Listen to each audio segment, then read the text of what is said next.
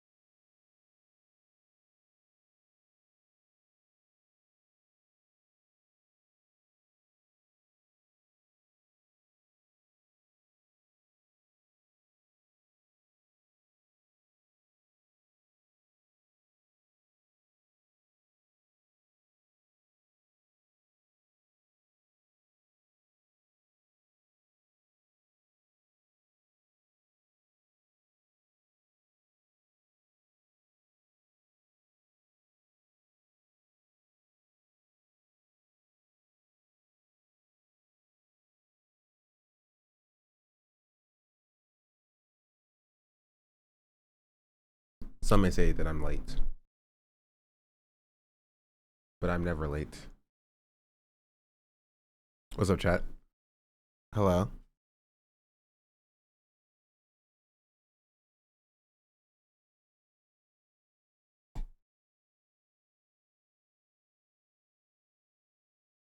What's good? Hello. Katie, thank you for the gifted sub and the 33 months. Didn't you already subscribe for 33 months?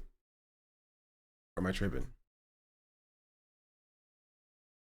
Also, I wasn't going to stream today. I was just going to play Space Marines 2. But I was like, you know what? I do want to talk about this D'Angelo Wallace thing. Because he's apparently dropping another video. Also, now I literally only get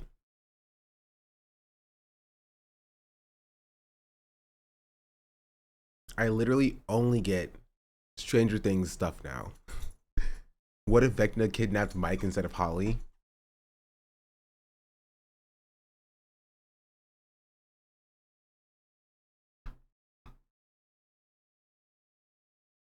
Stranger Things 5 table read was a mess.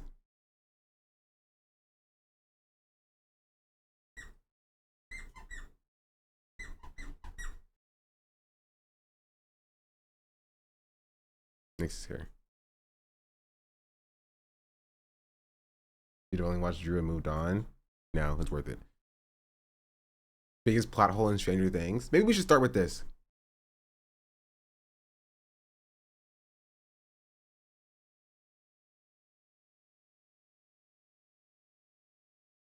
Wait. Or we watch the Man Carry Things video. When we're doing more of this, I will. I'm about it. I'm about it. Hold on. Hold on. Where's my YouTube at?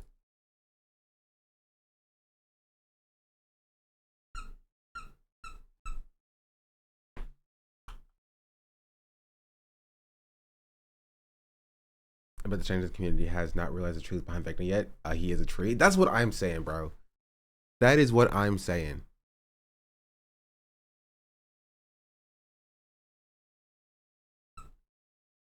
Edit title. Paste. Save. Start YouTube stream. Awesome. You didn't remove TTS channel points? Yeah, it's whatever. It's whatever. So if people want to waste their money on it, then they can just throw money in the garbage can. What else was happening? Oh, I read the new chapter of JJK. Modulo.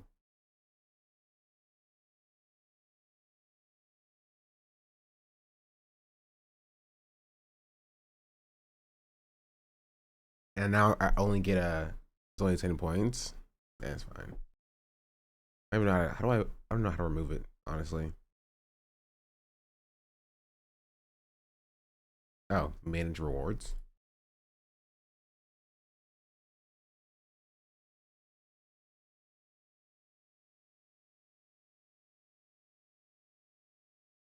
TTS messages off. Also turn this one off. Also turn Ask Carla off. Add video to queue off. I'll turn DDG off. I'll turn P word off. I'll turn this one off. Bring the bot bet off. I'll leave the rest of these on.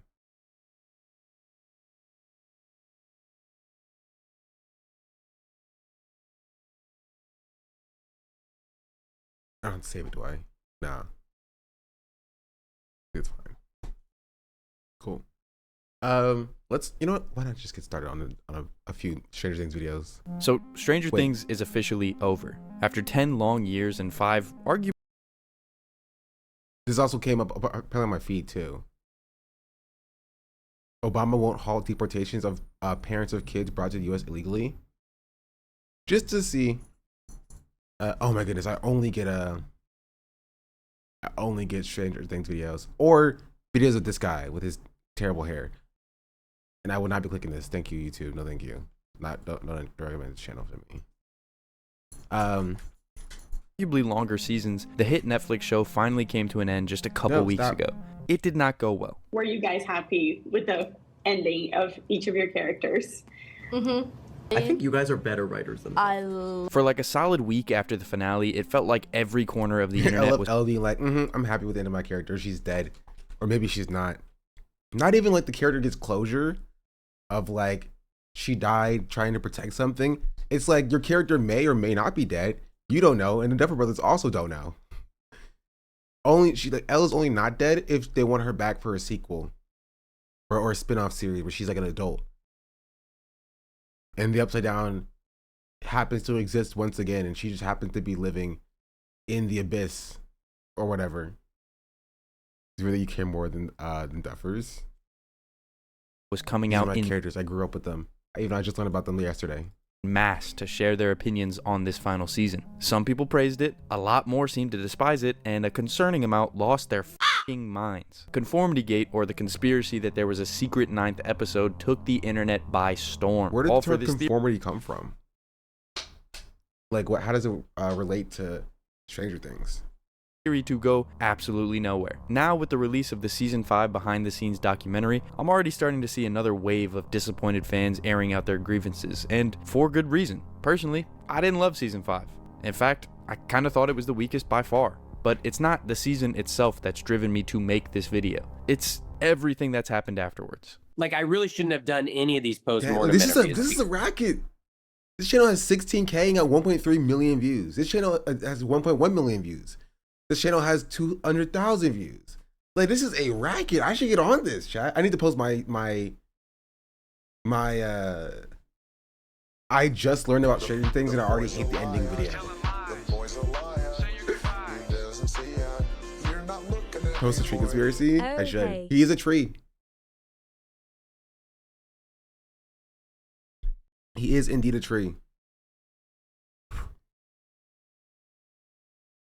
I'm not in a good place. For some reason, the Duffer Brothers, the dudes who made Stranger Things, decided it would be a good idea to go on a tour of what I can only describe as the worst post-game interviews of all time, giving us such gems as Vecna, the guy who can essentially read minds, not expecting a sneak attack. And actually, Eleven couldn't have used her powers to talk to Mike at the end, so who knows what the fuck that was. Now, they've said a lot more than just that. Some would argue too much. And it feels like there's a whole slew of half-baked answers the fans have been getting upset with, but for me, there's one comment that stands above the rest. One answer so egregious that I am making a video on a show I've never even talked about. Something so stupid that, at least for me, pretty much ruins the entire show. Ladies and gentlemen, you're going to want to strap in because today we're going to talk about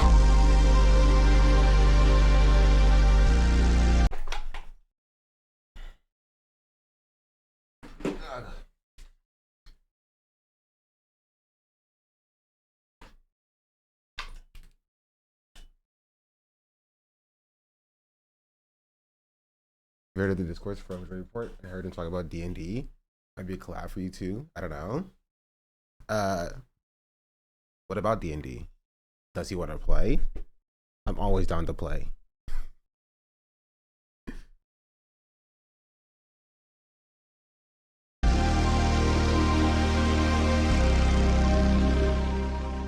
in the first episode of the very first season of Stranger Things, the character Will Byers gets just taken like you about it. I'm telling you, chat, it's a great game.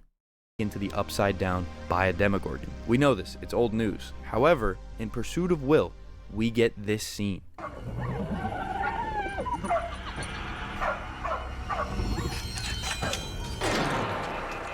As you can see, the Demogorgon walks up to Will's front door and seemingly uses telekinesis to unlock it from the other side. But there's one problem. Demogorgons explicitly do not possess the power of telekinesis. So the question, for the longest time... Wait, why do they explicitly not have telekinesis? I'm sure that's a part of the story at some point in the future, but like, just make them have telekinesis. Or, you know what would be a better solution, Chad? Make this Demogorgon the first Demogorgon, the ancient Demogorgon, the only one who is developed enough to have telekinesis. It's still dumb, but like, it's better than what you got. was who opened the door. So Squishy got there for the 31 months. In fact, before season 5 even came out, the Duffers themselves went on to draw attention to this question, specifically saying it was a Demogorgon chasing Will, not Vecna, and that Demogorgons definitely cannot magically unlock doors. So now that the finale season is out, who was it? Who opened the door? We don't know. We just straight up did not get the answer in season 5. But in an interview with the creator Pay or Wait, which I will link to below, all credit to her, great interview, the Duffer Brothers had this to say. We always thought it was a Demogorgon that took him, but Demogorgons, they don't have telekinesis. That had to have been Vecna. I don't know what to say. But yes, you're very correct. The Demogorgons do not have telekinesis. That's a confirmation in my eyes. I'm just gonna say that's confirmed, okay? Yeah, I think that's fair. I think we can confirm it right now. You heard that correctly. We just heard the Duffer Brothers confirm that it was Vecna who opened the door. Case closed, problem solved, right? Wrong. There's two major problems with this explanation. The first, and by far the most glaring, is that at this point in the show, Vecna hadn't even been thought up yet. When I was making the script, I researched high and low, and I couldn't find the Duffers outright say when they came up with Vecna, but I did find them saying it definitely wasn't season 1. If I had to guess, it would have been around like season 3 when they realized, oh fuck, we still gotta make 2 more seasons. But, and I want to make clear, as a fan of the show for the past decade, I find the second problem way more offensive. So yeah, like it being a retcon is like, it's whatever, you know. Like, oh sure, they retconned Vecna to be alive and around. I was trying to understand things whole just by not watching the show. I mean, I'm with the conformity gate people, bro. I'm like, boo. Accomplished spellcaster, Demogorgon was capable of innately casting a number of spells, including but not actually to detect magic, dispel magic, fear, people mind, major image, projection, and telekinesis. According to D&D Wikipedia. Yeah, but the problem is that they didn't follow D&D logic. So that's kind of the issue. Like the Demogorgon is not an actual like D&D Demogorgon. The same way that Vecna in the show is not like D&D, you know, pseudo demigod god Vecna. Right? It's just what the main characters call these monsters who they don't know what they are. Or these unimaginable, unspeakable horrors. Right? So you can't apply D&D logic to these monsters because they're not D&D monsters. They're just called by D&D monster names. And that is an explicit point in the show. Right? Yeah, the Mind Flayer is not a D&D Mind Flayer. So it would be a lot easier if they just made them the D&D monsters. You feel me? But they didn't. So and then they ascribed specific powers and limitations to these monsters, like they cannot use telekinesis. And they like, and this is the weirdest part, is that they didn't need to write themselves into a corner like this. They didn't need to have the Demogorgon like slide to unlock the door, but it felt right with the horror theme of season 1, episode 1, right? It's like, oh, there's these magic psionic abilities that are happening. People have telekinesis and things are just opening by themselves, and you know things are floating and people are disappearing. Like what's happening? Like it felt right into horror theme, right? So if you're gonna do that, then don't allude to there being an answer in the show when there's not an answer in the show. But if you're gonna do that, don't make the answer in the show directly contradict what you've already said in the first season in the first place. The Demogorgons don't have telekinesis. Vecna was not around in season 1, right? It was not explained in season 5 how it happened or who did it. And the answer was just, Vecna did it. So. what is it? We already had an answer to this question, and it was way better than Vecna.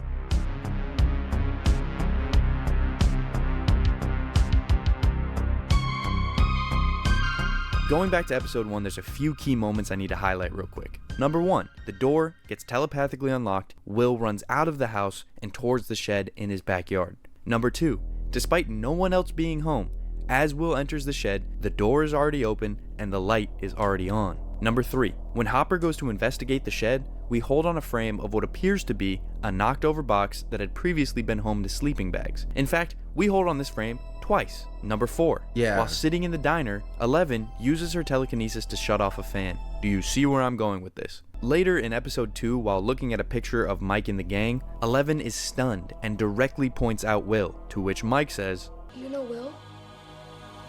Did you see him last night?" After that, 11 flips over a board to try to communicate what the upside down is, placing Will's D&D character smack in the middle. She says, hiding. Mike says, from who? To which she places next to Will, the Demogorgon. And finally, in episode 3, when asked to bring them to Will, 11 leads the gang straight to his house and proceeds to say, here, hiding. If you're at all picking up what I'm putting down, you might have realized I'm talking about the 11 Will replacement theory. Basically, it's the idea that Will was never...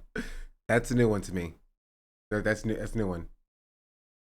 The 11 Will replacement theory? Okay, sure. Realized I'm talking about the 11 Will replacement theory. Basically, it's the idea... This is not going to become a Stranger Things channel, I promise you. But like, I'm so intrigued. I need to figure out what's going on. Idea that Will was never the intended target. 11 was. She was probably hiding from the Demogorgon in Will's shed and witnessed him get chased in the crossfire. Rather than draw further attention to herself, Elle, being a scared child, used her powers to unlock the front door, allowing Will to ultimately be taken instead of her. The problem is, I don't really think this was ever meant to be a theory. I think actually, across the first 3 episodes of the first season, as well as the rest of the season, the show very intentionally drip feeds us clues, like the ones I just covered, pretty explicitly pointing out this theory to be what happened. Though apparently, 10 years later, it just isn't anymore. I guess it was just Vecna. He must have remotely controlled the demo and used his powers to open the door. How satisfying is that? God. Yeah, but like, even if that's the case, then why did they spend so long? Because again, episode 1 is the only episode that I've actually like really seen and paid attention to. Episodes 2 through like 5 or 6, whatever, I wasn't really paying attention. Why was Hopper like looking at like the destroyed box, and like why was the shed such a big thing? It was weird. It's like,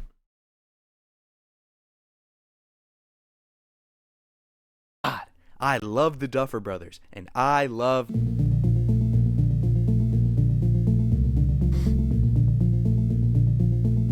Walking away from Stranger Things after all these years, my biggest question is really, what went wrong? The show started off as this contained mystery sci-fi thriller thing with elements of comedy and horror, and then 2 seasons later we were in full action comedy territory. Season 4 swung back with a good mystery and good horror, but by then the adjective contained was long since not applicable. I think there's something to be said about the MCUification of Stranger Things and the immense quality drop-offs, especially in season 5. But I don't really know who's at fault. Was it the Duffers who openly went into the finale episode without a developed script? It may have allegedly used ChatGPT. Was it Netflix who out a developed script? It may have allegedly used ChatGPT.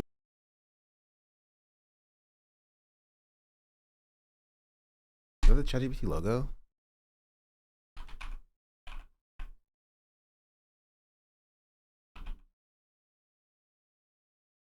It looks similar, at least.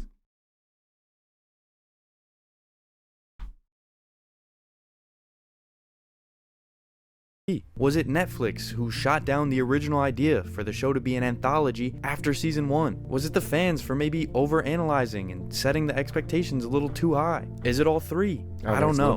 I try to approach my criticisms for movies and television with a level of empathy for the people making it. Funny enough, Sean... I don't know why I knew as soon as somebody... I knew as soon... I haven't even seen this part of the show. But I knew for a fact as soon as I saw him pick a paper plate and fold it, I was like, he's doing a analogy.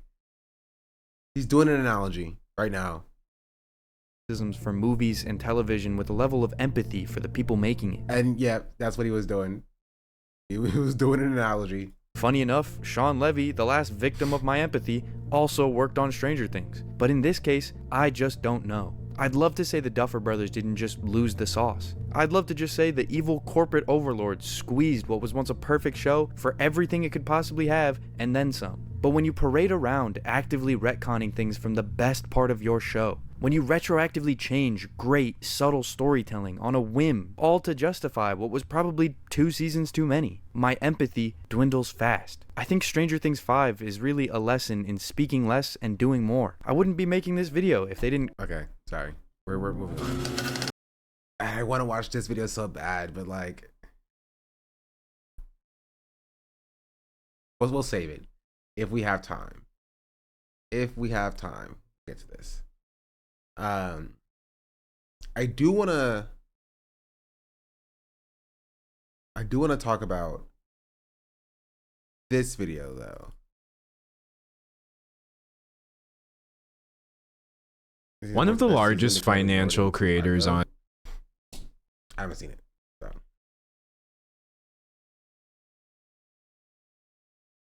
Did y'all see this? I saw Scully put this in the Discord. D'Angelo Wallace is threatening to be sued by Caleb Hammer. See, we covered Caleb Hammer a few, I think, weeks ago, when he was threatening to sue a different YouTuber for exposing him. And this is kind of, I guess, what he does. Is he just threatens to expose different YouTubers for exposing him or something? I don't know. But there's this video, and then apparently there's another video coming out soon. Probably, hopefully when I'm live. He's gonna make more Caleb Hammer stuff in response. You know what? I'll just play this video. Bro, what is happening? There we go. On not just YouTube, but the entire internet actually went on live yesterday and told everybody that he's going to sue me. And I don't think anyone realized because the live didn't get that many views, but it's kind of a big deal in my opinion. I may be biased. I don't usually post videos on Sunday. I post on Monday, but the Monday video is what he threatened to sue me over. Okay, here's a little context if you're new to the channel. I live stream on YouTube right here, and then I cut those videos into videos that come out the next day or a couple days after. Yesterday, I went live talking about Caleb Hammer, and before I could even cut this video, he reacted to that live for 4 hours straight. He is in there calling me slurs. What is wrong? I am slightly curious about like what he was saying. Because Caleb Hammer sucks, obviously. Is that even exposing him? Is just showing us his content that's out, it's out there, honestly. Yeah. Let's see. Caleb Hammer.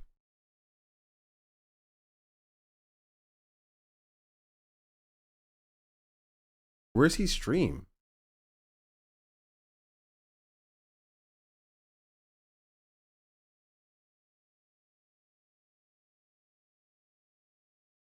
Does he have a live channel? Yes, he does. D'Angelo Wallace is trying to cancel me. Also, of course, he's the H3 stan. But Twitch member destroyed by H3 lawsuit.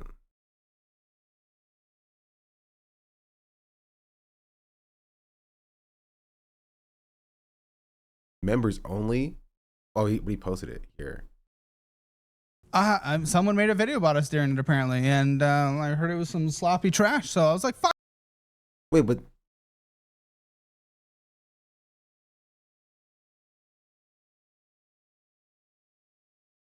okay, this is the video of him responding to D'Angelo Wallace. What is his live stream where he responds?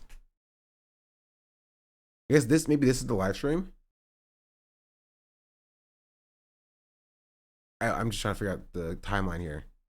He's threatening to sue me. If you don't think I know how to do legal strategy, you have no idea what's happened behind the scenes. I destroy people. I will destroy you. You don't get to do this without consequences. Multiple threats to sue me. Dude, do you not know what you are doing right now? You are literally walking yourself into a law.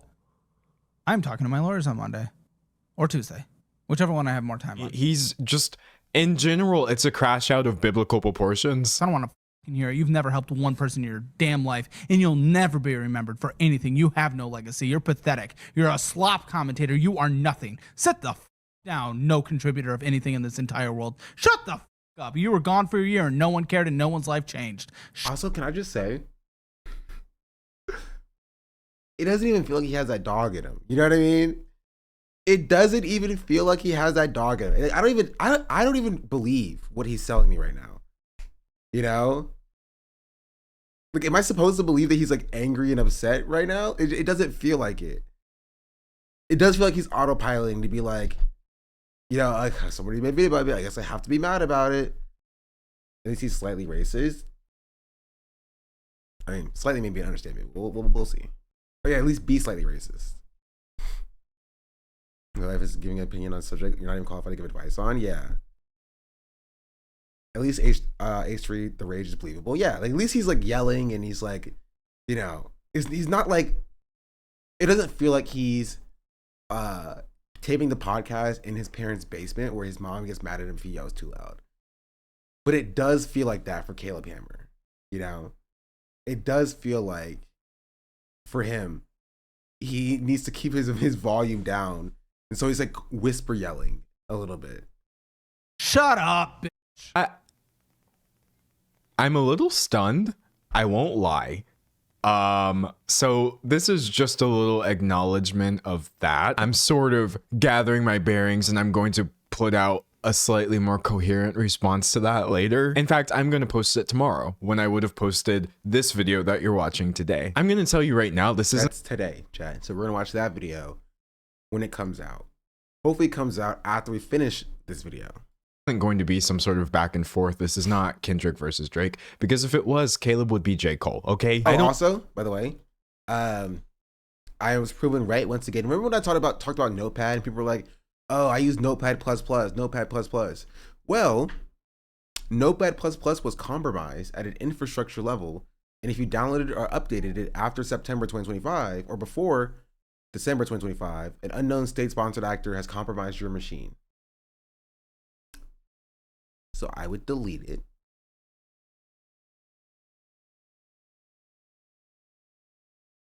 If you use Notepad++. What's your problem?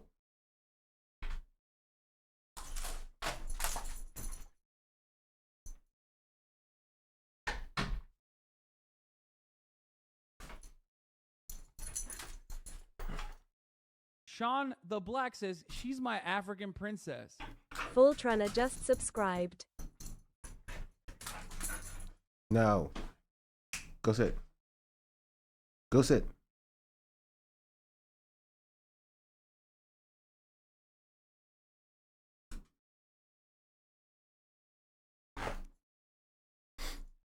What's up, Miles? Pre-Nix? No. Stop. She needs to be freed by going to sit down. Dixie. Come here. Go sit. Sit. Grrr. No. Oh, George. Why'd she jump at me? What did I do? She's biting my arm. She's like an attack dog, bro. What is wrong with you? Hey, baby girl. You okay? You chill? You relaxed? Sure. Sure. Okay, let's continue. I don't know what he thinks this is. It's not that.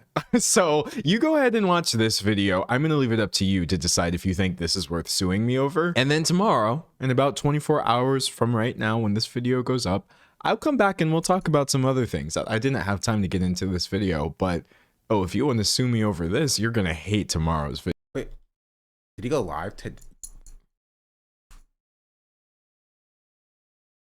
is a 4-hour stream he cut down.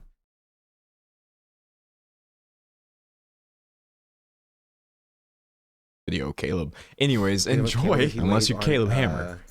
You are not going to enjoy this. I'm just going to be honest with you, brother. All right, anyways, bye, y'all. Thank you for watching. Or hi. Caleb Hammer is like, if everything wrong with YouTube was a person, I think it would actually be this dude. Have you heard about that finance guy who everybody keeps saying is posting really weird misogynist content disguised as finance? That's bro. So if I had to sum him up, I would say he's known for straight talking, like financial advice, despite not seeming to have too many qualifications. But you know what? I don't either. So I can't speak too much to the financial side of things. All I can say is that his content goes crazy. 2.8 million subscribers is a lot, obviously, but it's actually the fact that dude has 2.9 billion views. This is actually one of the most viewed channels I've ever talked about. He's constantly. I wanted to see if he made a stream about what he's talking about today. But yeah, and everybody wants to do my method that I didn't make up, I stole. Which is multi-stream onto YouTube, and cut streams down into YouTube videos.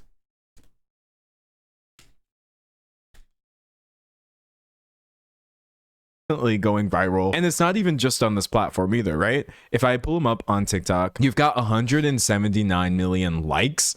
That's not even saying how many people have actually viewed this content on TikTok. So the first thing that was obvious to me before I did any sort of research was Caleb Hammer clearly has a packaging problem. Whenever he's talking about being a mediocre white guy is the ultimate superpower. Being a mediocre white guy is the ultimate superpower. They just throw views and money at you for no discernible reason. Yeah, kind of.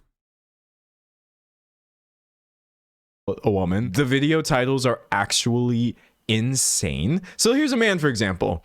He says, arrogant freak thinks he knows more about money than me. So for the dudes on the channel, they may get called arrogant freaks, right? They may get called kind of dumb or whatever. How come whenever he has a woman on the channel that he's not rocking with, you get titles like dumb, spoiled B-word? I effing hate her. First of all, I didn't really know you could name a video I effing hate her and put the B-word in the thumbnail and gets 600,000 views, but you can. It's like, oh, he did this one time. No, you've also got really fun stuff over here. Fun, heavy quotes. Like, I kicked off his B-wife. It's really, really, really, really common. He's aggressive. He's nasty in the way he talks about these people. I've never hated a more vile piece of trash. Goth freak. Oh, wait. And of course, we do have septum piercing freak. So from one septum piercing freak he's to white people's Kevin Samuel. I said it before and I'll say it again. He's white people's Kevin Samuels.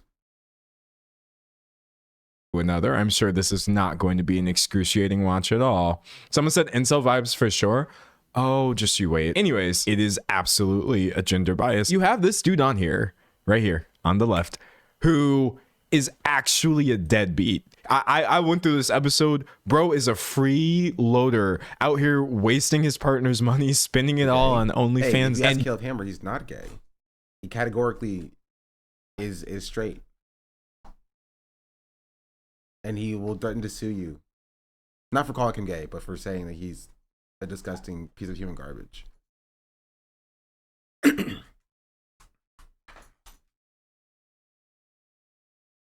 The video is named Financial Audit's First Affair. You don't get any of this insane language, but then you take a woman who it really seems like her biggest sin was actually just being annoying? Question mark? And she is the one who gets called the dumb spoiled B word. He effing hates her, etc. Essentially, this dude is making anti-SJW content. We don't listen to people that look like you anymore. I don't know if you know this. You've lost all the power. What does that even mean? Is it a woman thing? No, SJW thing. So you're sexist. I said SJW. Is that women? Well, I mean... Yes, Caleb. SJW does mean woman. SJW means woman, person of color, he's doing queer person. Any content in 2026, bro. 2025, 2026. He's saying what you said months ago? Yeah, because I keep my ears to the pulse about these things. I keep my ear to the pulse about these things. Sort of possible minority just gets labeled an SJW like today, because you're gonna find out in 6 months you're a terrible person.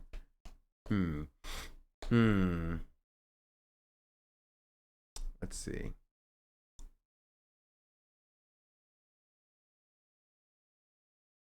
I mean, Hutch sucks, so that's not a surprise.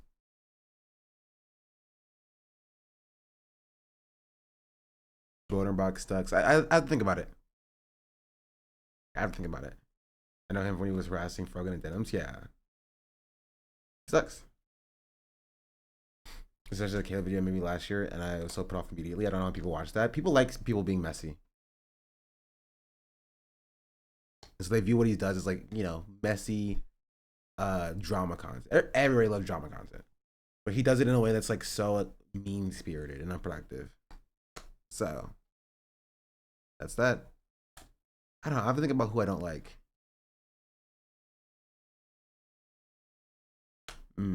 I called out the Democrats for funding ICE. And then people were like, oh, how dare you do this? This is what I said on my Twitter at one point. Yo. It was like 2 days ago. Or 3 days ago. I said, Like, you funded this when it was ICE Minneapolis, and people quote tweeted me and being like, "Oh, well, actually, when the one big beautiful bill passed, not a single Democrat actually voted for it. So what are you talking about?"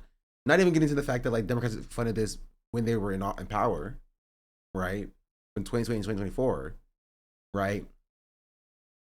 Like, the Democrats immediately, like a day later, reached a deal to temporarily fund the Homeland Security, to kick the can down the road about Homeland Security's funding in a separate bill that they're going to cave on. Of course they are. And I said, but when I said this, everyone got mad. And this got 14,000 likes. And then, oh, Chucky.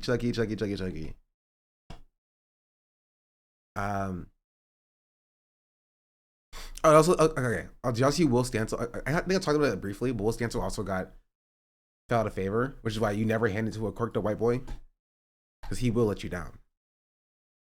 He will indeed let you down. But it's also this from the Democrats, from Chuck Schumer. Schumer, I have many jobs as a leader, and one is to fight for aid to Israel. All of that aid that Israel needs, I will continue to fight for it. We deliver more security assistance to Israel, our ally, under my leadership than ever before, and we will keep doing that. Awesome. Thanks, bro. Just what we as a Democratic Party need. It is so easy to fight for aid to Israel, all the aid that Israel needs. I will continue to fight for it.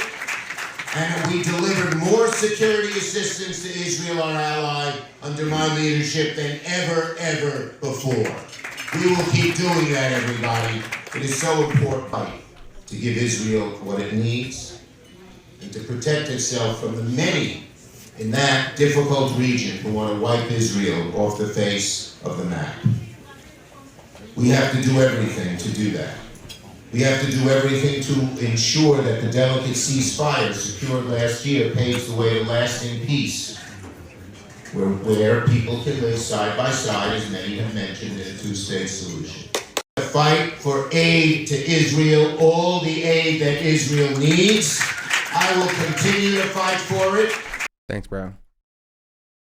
Thanks, bro. Hold on. I'm making a tweet.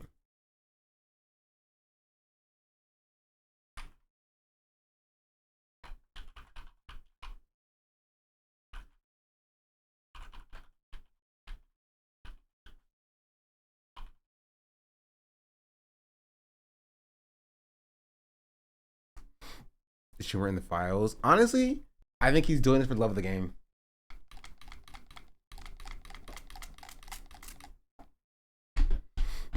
I think he's doing this for the love of the game. He's old. He's stuck in his ways. He's like, when he joined Congress, he got a booklet saying rules and behavior, what you can and cannot do. And the first number one line was always support Israel. And he was like, well, this is the first thing I've learned, so why would I change it?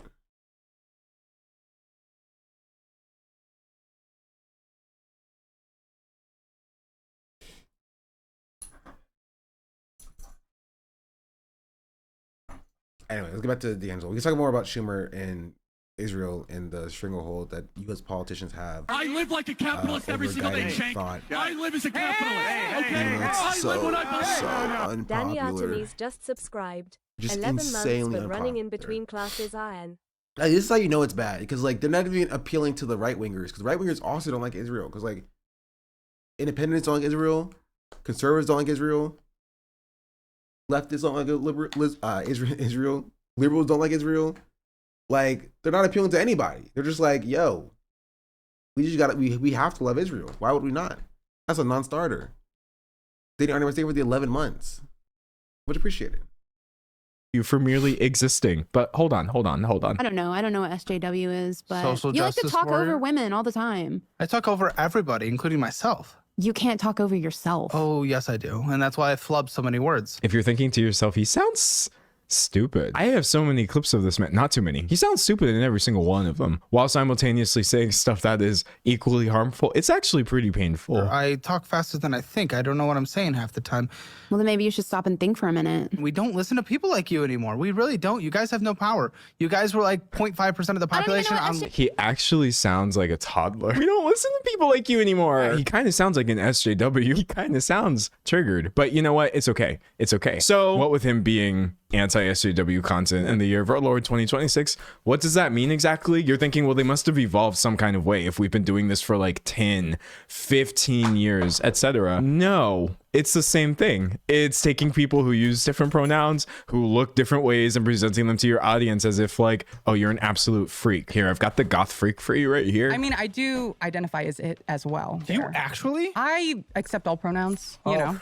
Yes, yes. So the theme, Twilight Wedding. Oh my goodness, you tried to get woke. Oh my god, this goth freak. She uses multiple pronouns. She likes Twilight. Look, is that a septum piercing? At this point, some of you may be wondering, what does this have to do with finance? This is ostensibly a finance channel, helping people get their lives together, helping people get their money together. But no, you get stuff like this, inviting the most out there people you can find. I'm not even talking about out there in terms of presentation. It's more so getting people who actually are toxic and labeling them, oh, you're LGBT. $369,000 of LGBTQIA plus debt. He's just bad with money and not nice to his partner. Why are you making this a gay thing? Because you're homophobic. Earlier this week, we were already talking about the resurgence of the R slur. If you're wondering the trickle-down effects and what kinds of people are pushing this, it's people like this. So here he is talking to a woman about her autistic child. That has like, so she's not. Well, but you're getting payments. No, it's not payments.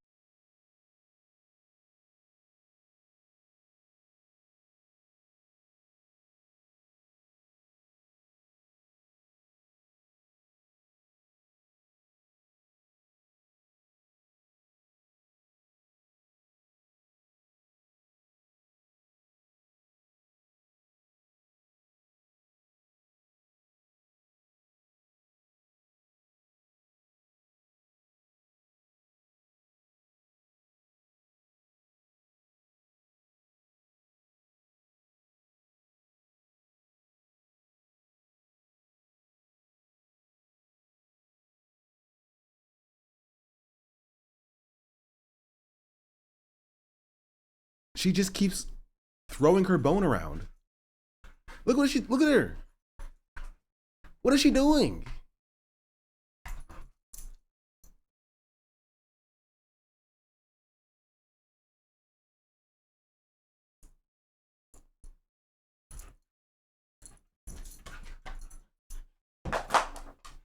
What are you doing? Stop. Stop. Hey. Hey.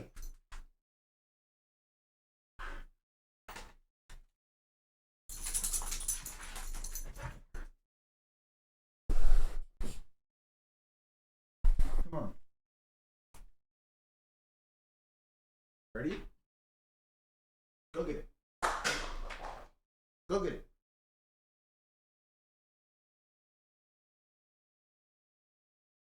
Go get it. Thank you.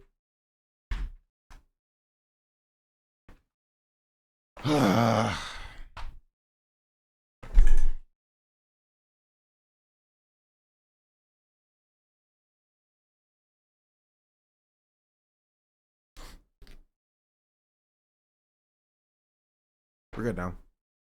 Problem solved. It's to help with her. It's to help her learn how to be a person and like help her function, you know, and like how like she's got. You don't have to explain it. I'm sorry that this is happening to you. Hear it. Hold on. It's not. Whoa, that's not a bad. Have to be a person. Payments. It's to help with her. It's to help her learn how to be a person and like help her function, you know, and like how like she's got. You don't have to explain it. I'm sorry that this is happening to you. It's not. Whoa, that's not a bad thing. Here we get this weasel behavior that you get with all dudes like this, where they can't actually stand tall in their douche hood, if you will, and it has to be like, oh, I wasn't being bad. I wasn't saying it bad. It's so mean. Well, no, My I was meaning it in the clinical. The clinical sense is mental retardation. Autism is not mental retardation. There's two. That's two. I'm not going to comment on that. Infuriating. We get the point. Also, his stupid excuse that like, oh, this is just the clinical term. He literally comes right out about 6 minutes later and admits why he actually said it. Bro, you can't even keep your story straight here. I'll call her, trigger some people in the audience. I don't care. That's all hee hee ha ha. It is literally just to trigger people. So, I mean, have we already sort of covered like homophobia, ableism in here, misogyny? I don't even think I've showed you guys a sum total of 2 minutes of this guy's content at this point. It's funny, I could almost end the video here. I think some of you are like, D'Angelo, please end the video. People like enjoy Caleb Hammer's content, you know?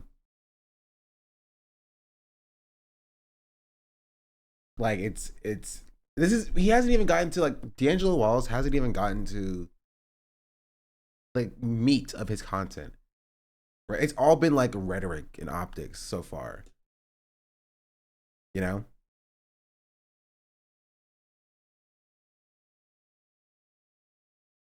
It's all been rhetoric and optics so far.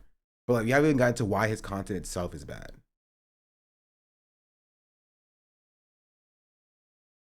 He tries to say he'll get laughed out of court. Well, the idea is not actually to win. The idea is to financially cripple whoever you're trying to sue. It always is with people like this. He's the same thing as Ethan Klein. You know? If Ethan Klein wins or doesn't win, it doesn't matter. His goal is to cause terror. His goal is to make people afraid of him. Right? If he does win, then it's good for him. You know, he's up. He doesn't win, who cares? He's a millionaire. He could afford to lose a few lawsuits. You know? That's kind of it.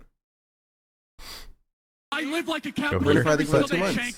I live as a capitalist. I have more points to make. Any one episode of the show essentially has all the problems happening at once. You don't have to like scroll through this guy's channel and try to build a picture of who he is. You can literally just watch 5 minutes and see. He's a massive creep when it comes to anytime he has a woman on as a guest. It's not just that he's being misogynistic. He's also just so icky. We're 59 seconds into this video.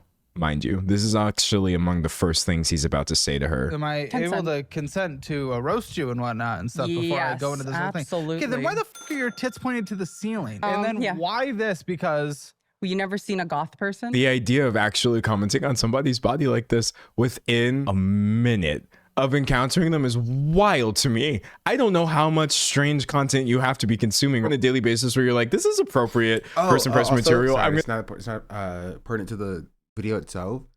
Hasan said something about Dean Winters a few days ago before he was banned. And I was driving, so I wasn't paying that much attention. But after he said it, like the chat lit up with sad cowboys. And honestly, that made me proud. That made me proud.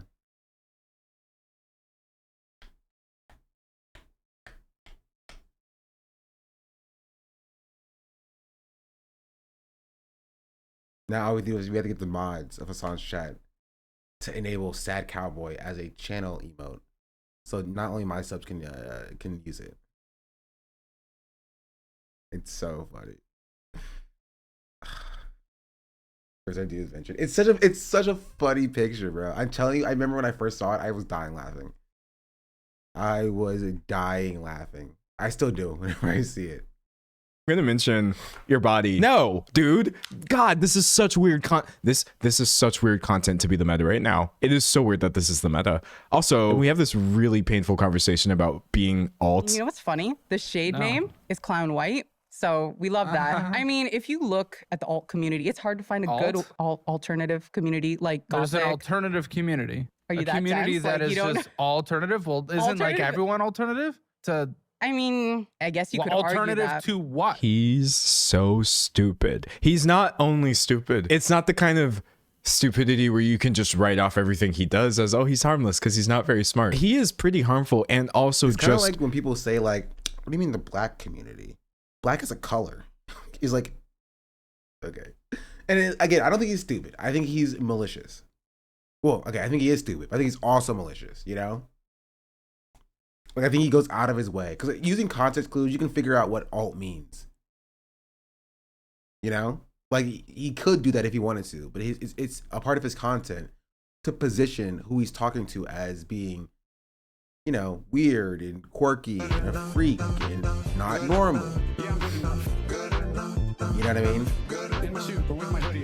MindFad just subscribed. MindFad, thank you for the prime. Much appreciated. Such an idiot. As she said, are you dense? Also, as somebody who is part of the alt community, Also, Fault Runner, if thank you you for the click into prime this as well. video, Also, chat, the hype train is incoming. So if you want to drop a hype train, I'd appreciate it. and you're like, oh, what's going on with the hat? I purposely dressed a little bit more alt than usual just for this video. I want to stand in solidarity. I am in solidarity with Goth Freak. Can we please stop making fun of people for things that don't matter? You can put on clown makeup all you want, and I still struggle to understand what any of this has to do with finance. I think maybe the thing that's so fascinating to me is back when, I do unfortunately, think that, like, one, you were allowed to be cringe, but like I don't think making fun of cringe is like inherently like, you know, inherently mean-spirited. But like, I think what Caleb Hammer is doing is not that. He's not like being like, oh, I mean, that's kind of cringe. I don't really understand it. I still think it's making fun of cringe is also cringe in and of itself. But like, Caleb Hammer is not making fun of cringe. He's being a bully. You know? Starting off your conversation with a fan of yours by being like, why are your tits pointing to the ceiling? It's like, that's not like, you know, typical like 2016, oh, Rice Gum, this is, these kids must be stopped. This is cringe, Jacob Sartorius kind of thing. This is like a mean-spirited thing.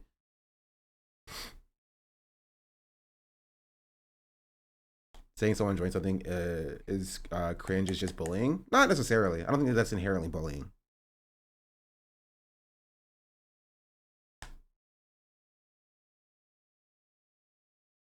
Right? Can it be not nice? Sure. But I don't think it's inherently bullying to say. I think that's a little bit cringe. You know?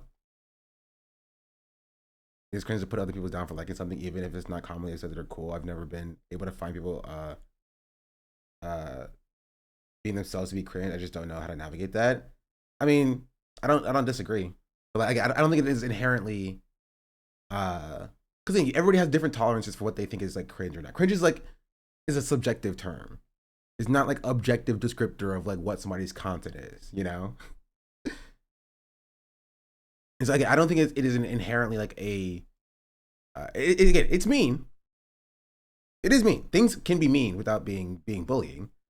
But like, I don't think the term cringe is inherently bullying. It is mean though, for sure.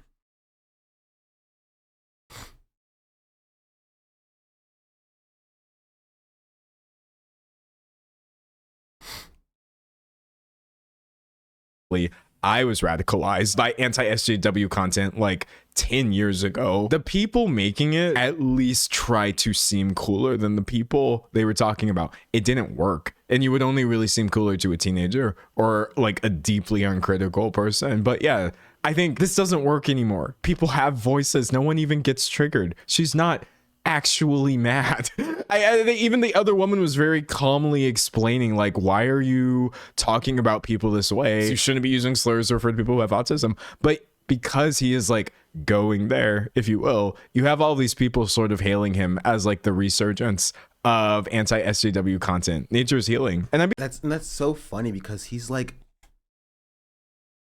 I don't know. I feel like we've circled back around.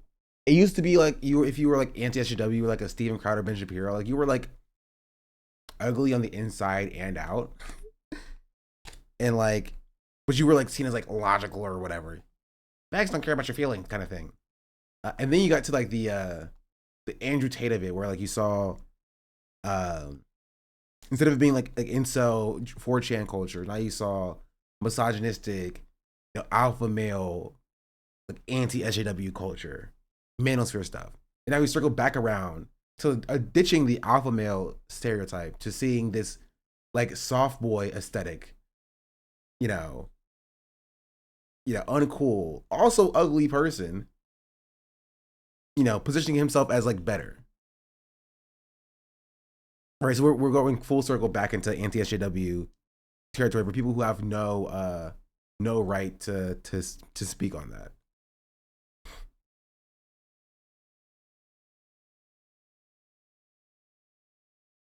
being so serious, by the way. Like, hold on. Look at some of these comments right here. Imagine looking like this and thinking you're right about anything. 2025, 12/15. Someone posted this picture like 6 weeks ago, not in 2015. This is why I'm making this video. It's a mix of me obviously saying, hey, I'm really unhappy that this content is outperforming everybody, but also I am actually genuinely incredulous that anybody would be like, oh, you have colored hair. You're wrong about everything in the entire world. They no longer have any power. Nobody cares anymore. Caleb Hammer became popular not only because he's good at finances, but it's because he doesn't sugarcoat things. Oh, look at this. The mental illness is strong in this one. We live in bizarro world. I watched this content die out. I watched it die out. I was there. I was aggressive at that time, trying to deprogram myself and disconnect and start calling people like this weirdos. And this content did get smaller and smaller. It absolutely got more insular. I was there, and now I am watching it swing back into existence. America is healing because we're back to saying that dyeing your hair makes you a triggered SJW. This hurts. I'm sorry, goth freak. I gotta stop calling her goth freak. I just find the term really funny because it's not like offensive. What is the like moral failing of being a freak? I fail to understand. He calls her boyfriend in this clip because she tells him that she's in an open relationship with her partner. And this is how that goes down. So are you okay with your woman looking like this? I mean, you know, it's once in a while. Told you it was a simp. And what do you think about her going out there and slapping flaps behind your back while you're not going out there and having any fun? Is it the 50s? Does a man's opinion have anything to do with how you choose to present at this point? Anyways, I find this to be absolutely fascinating of how Caleb is going to try so hard to make this look stupid, to make her look stupid, to make this guy look like some sort of whatever. And it just doesn't work. All that happens is he commits cringe and dies on camera every single second. It's a new death of Caleb Hammer. She's fucking pussy and you're not. Yeah, we've been knowing about this. Yes, I'm trying to get you. Stop talking for him, you domineering dude. I'm trying to understand his opinion from his mouth. All right, talk to him. She's going out there and fucking women. You're not. Well, I mean, you have higher sex drive than I do. Yeah, I do. So, That's the thing. Where is the issue? I'm struggling. I think we watched him try to force this issue like 3 or 4 times in a 30-second span. He knows, she knows, and he is not in their relationship. So how does any of this matter? Literally at all. Also, he's racist. So the boyfriend in question is Vietnamese. And upon seeing a picture of him for some reason, Caleb immediately... I told you. I said, give it a second. I said, give it a second. Reacts this way, which I find to be so strange. Look at that. Look how different. Oh my gosh. That was in Vietnam. He proposed to me in Vietnam earlier this year. Oh, he's such a little gay boy. A little gay boy. Yeah. Colton, look at him. You're one to talk, love. You're one to talk, love. Why? Why? I don't know. I'm sorry. Why are you assuming that I'm gay? People say I'm gay all the time, but I feel like so many things just happen in a 20-second span. Where do I start? I've commonly seen that emasculation of Asian men. I love that, like, he calls her boyfriend gay based on nothing but the way he looks, and then he gets offended when she calls him gay. Like, he literally just did that to somebody else. Like, just did. And he's like, well, why are you calling me gay? People say that I'm gay all the time, but like, why are you saying that about me? Like, you just did it to somebody else. And is a problem and is rooted in racist stereotypes and misunderstanding of what masculinity looks like in other places. I am not the one who could sit here and tell you, oh yeah, looking at a random person who committed being Asian and calling them gay is racist. I'm sort of from the outside trying to largely point at what's going on here. But if that somehow was literally not enough, he just starts going down the list of the normal things that people do, or the more obvious things that people do when they're trying to be racist. No, he was born in Vietnam. Okay. Does he know what you're saying when you propose these plans? Yeah. I do like children. Oh, he's just a little gay, fat Vietnamese guy that has a domineering clown goth woman. I'm not a psychologist. I'm not an expert on projection. I'm really not. What? I'm just going to say he's just a little gay, fat Vietnamese guy that has a domineering clown goth woman. I'm not going to call it projection because I don't know what's going on here and I don't want to know. All I'm saying is anytime I see somebody drawing like 50,000, literally nothing. Literally nothing. Conclusions about something out of thin air. I'm just like, where is this coming from? Caleb, where is this coming from? He would be a little happier if he realizes there's nothing wrong with being a fat, gay person who wants to be dominated by whatever. Like, my brother in Christ, this is not it. I say this not to actually make assumptions about his sexuality, which I don't know or don't care. Yeah, and exactly. I'm not even a big... Love that he got offended. She assumed he was gay when he did the same thing to her partner who wasn't even in the room. Exactly. Big fan of implying that anytime somebody is being homophobic, they're actually gay. That's not my point. I think y'all understand my point. Everything about this man is some sort of strange projection. It's fake. It's phony. It comes across really poorly. And then he just goes on and mocks the guy's accent. I'm just seeing the picture. To be very clear, it's just you have an idea and he's like, okay. No, why does he have that accent? Because he was born and raised in Vietnam. Well, first of all, he moved here when he was like 11. So he's been here longer in the United States than in Vietnam. Right. By like, which means they usually still have an accent sometimes. We're done. I'm closing it. I'm closing the tab. I'm not done with the video. He's like, please just let me be racist. Let me be racist real quick. She's like, why did you do the voice? He's like, well, he has an accent. He was born in Vietnam. She was like, well, no, he's lived here for longer than Vietnam. He probably still has an accent. They have accents. They usually still have accents. Video, but we're done with this interaction. I can't do it anymore. I'm out. But he's a finance channel though. He's a finance channel. Okay, so this is the part where we enter the actual Twilight Zone. When I tell you all you have to do is go to this channel, hit oldest, and get a completely different human being. He's the same dude, obviously. Nobody can go this downhill in 3.5 years. When I tell you though, everything about the way he presented himself 3.5 years ago, it's 2 different channels. So his content was actually finance stuff. He was talking to people like a normal human being talks to people. He didn't even sound the same. Some of this is just on-camera awkwardness, Did you do a pirate and that's software fair. thing where his voice changed? That's fair. But some of this is like, there's no way this is the same dude. I could not be more grateful to everyone who's made this first month absolutely amazing. Celebrate with me by giving this video a like so that YouTube... Who is this? No, I'm telling you, this is Twilight Zone stuff right here. Let me pull one of the clips where he's actually interacting with somebody, and you're going to be shook because they're actually talking about finance here. Ooh, good question, chatter. Would you be open to making a video about H3? Please, D'Angelo, please. Please, somebody needs to do it. Somebody needs to do it.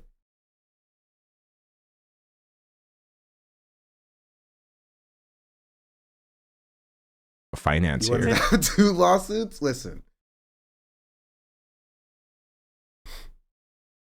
You know, you used to be an H3 orbiter. Probably before H3 crashed out. That's why I don't know if it'll happen. I don't think he would be like against it from what I've seen, but who knows? Today we'll be meeting with Clayton, but I did see something on here that made me very happy. That's a lupe tortilla. I go there every Friday. Every Friday, really? Yeah. Dang. I love lupe tortilla. I really do. Yep. I've been trying to tell y'all that this is actually a form of performance. All of it. Every single aspect of it. None of it is real. You have people like this. He didn't look at the DoorDash and was like, or the fast food was like, why are you eating out? You're poor. You should be eating rocks and dirt. He was like, oh, I love lupe tortilla. That's a cool thing. It's great. Oh, he didn't call him fat? Yeah, it's crazy. Who are a little awkward, a little uncomfortable, maybe even have some snippet of good intention. The restaurant's called lupe tortillas, so they sell other stuff. Probably the stuff that they put in tortillas to make tortilla dishes. You know, like tacos and burritos and quesadillas and stuff like that. They don't just sell they don't just sell tortillas. Or something like this.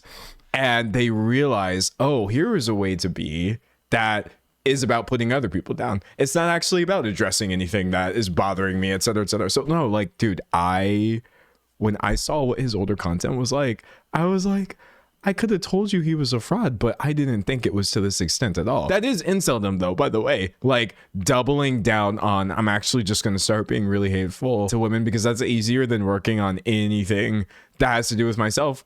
nasty. But yeah, when men finally learn that misogyny is not a shortcut to appearing masculine, we will finally be on the way to freedom.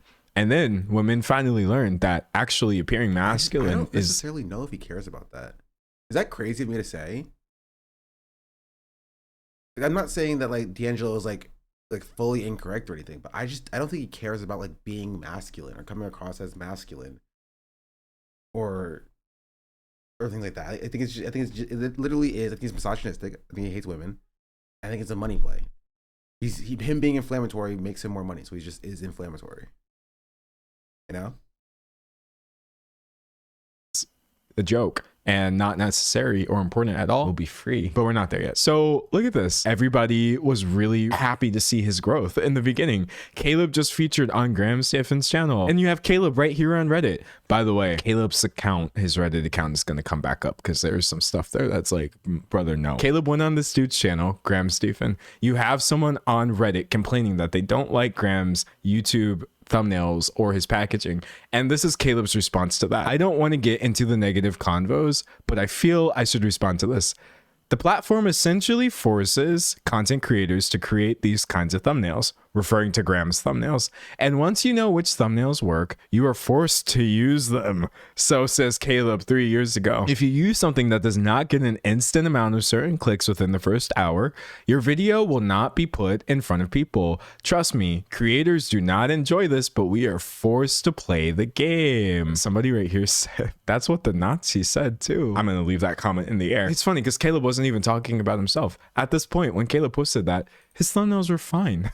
These are okay. But the idea that he actually has to do this now. Dun dun dun. Y'all look like corpses in these thumbnails. Anyways, look, you have people 3 years ago seeing Caleb pass 1 million views, getting really happy for him, getting 1 million views on one video. He barely has 250,000 subs. And Caleb's over here saying, so blessed for all the support. People saying, you've got this, you deserve it. Dang, why are my fans But then you not like have that? this Reddit user. That's rough. You're saying, nice. Do you have any thoughts about why this one in particular has had the most views? Maybe the internet likes to see pretty blonde women get berated? Lol. I find this to be a fascinating story because every single piece of what's currently happening right now was foretold. You got people telling him, bro, you... All right, I don't need your fake support now. I don't need your fake support. Get 1 million views first? That ain't happening. Saying I'm just following orders has historically been a really horrible way of making decisions. Hey, that's kind of weird actually that the first time you ever popped off is because you seem to have framed this video really negatively against a woman. It's fascinating. I don't usually like the word fascinating because it makes everything I say sound like a science experiment. It's fascinating though, in a vacuum, while also still being pretty serious. I also just feel like he sold these people out to get all the way up to 250,000 subscribers and then realize like, oh, I can just switch into all this nasty stuff because it works better. How was that initial 250,000 subscribers supposed to feel? We have the answer. His early audience genuinely hates the stuff that he's doing right now. His mods go crazy. You know who else that sounds like, chat? What other YouTuber whose early audience has left their community or has stayed around but hates the new type of content that they do because it's all just mean-spirited and bullying content from a mediocre white man?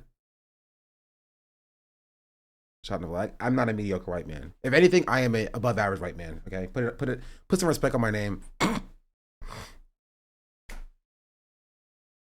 Epic meal time. Okay, maybe.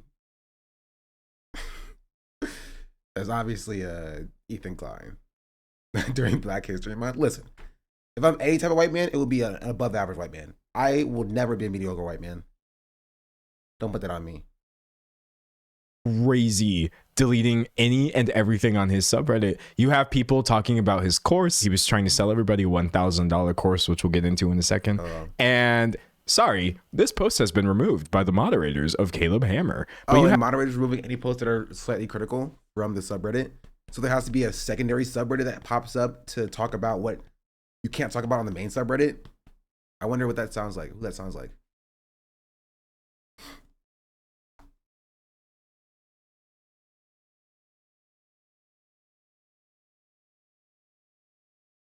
Sean the above average white man. I'm telling you. have people still in the comments like, nah, this is questionable. This course is weird. Smells like a grift to me. He's a sellout. It's frustrating to hear. Hold on, I can read this. Give me a second. Anata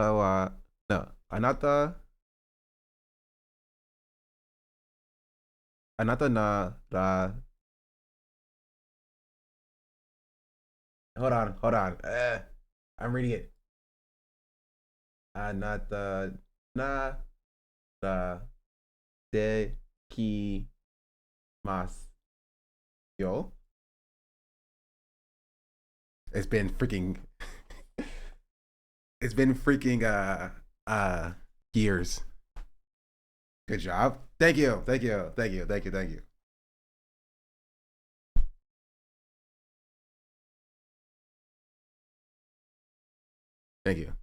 Indeed.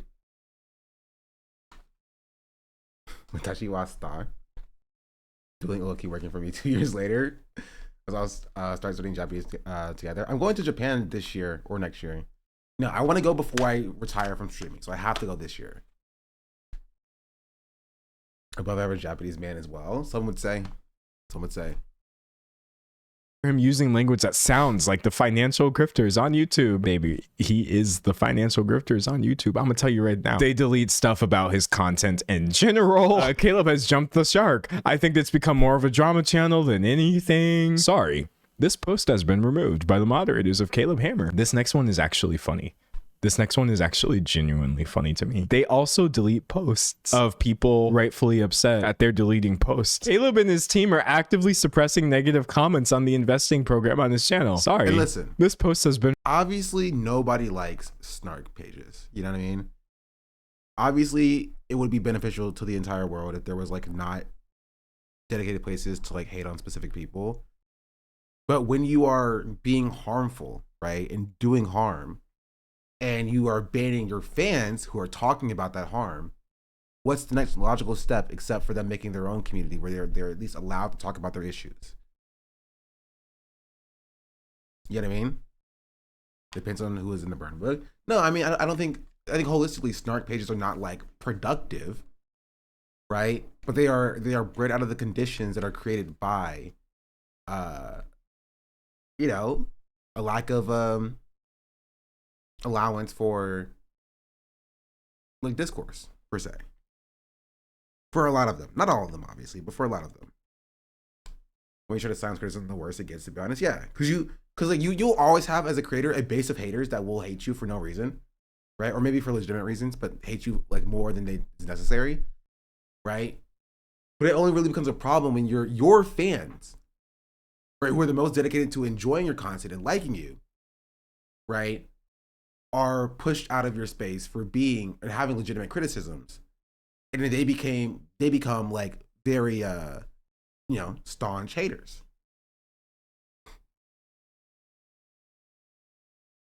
You know, because like there's one thing to have haters who don't really watch your content, who just don't like you or your vibe, versus people who are fans of yours who are like, yo, I like this person, I like what they've got going on, but I'm not a fan of the way that they treat their fans.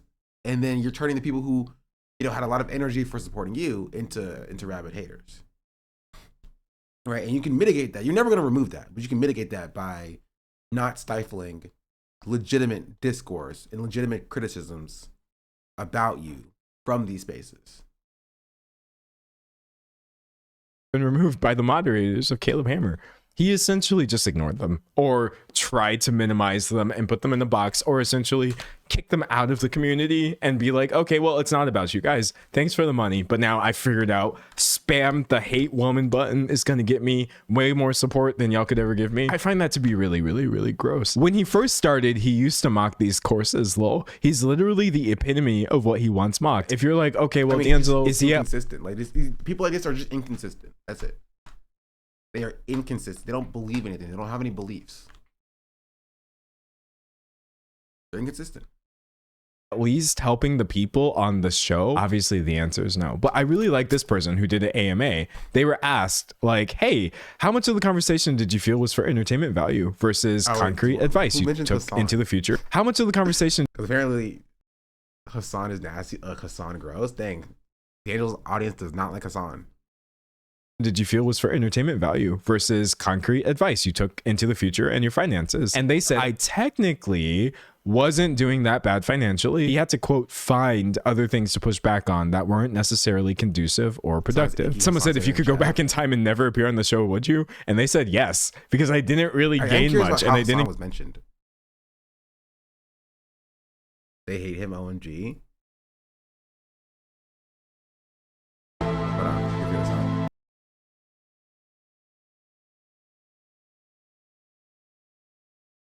Wait, did I jump directly to it?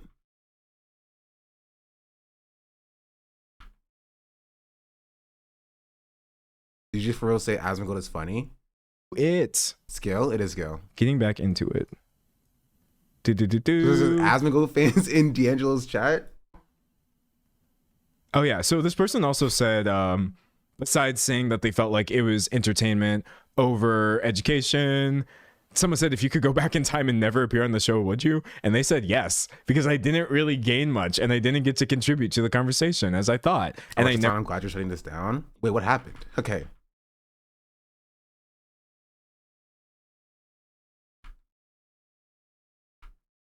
What's the beef? Now I'm curious.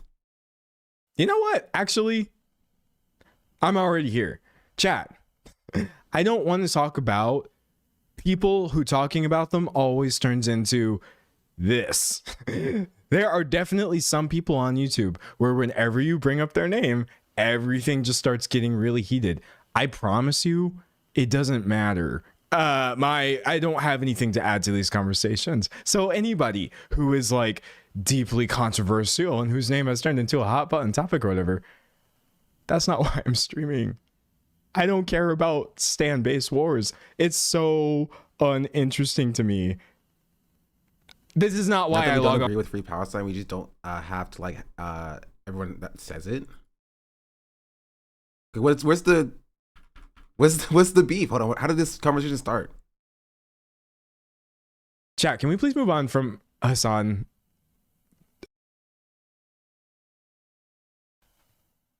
Concrete advice you took into the future and your finances. Did you feel like for people say was mods deleting everything? We talked about his early content, the Reddit stuff. Oh yeah, the mods deleting everything. Talked about his there. All right, moving on. I get who you even. The point is, like, it really doesn't matter. Someone said Hasan has. Oh, somebody brought up Hasan had 100K in the first hour. 1.8 million. We're gonna be Hasan's record today. And had 100,000 people. Yes, the point is, like, y'all can optimize your streams a little better. Don't just go live and assume that everybody cares what you're doing. Wait, what? That's not how it starts. Who's said every the name Steven anywhere? It's not in my outline either. Okay,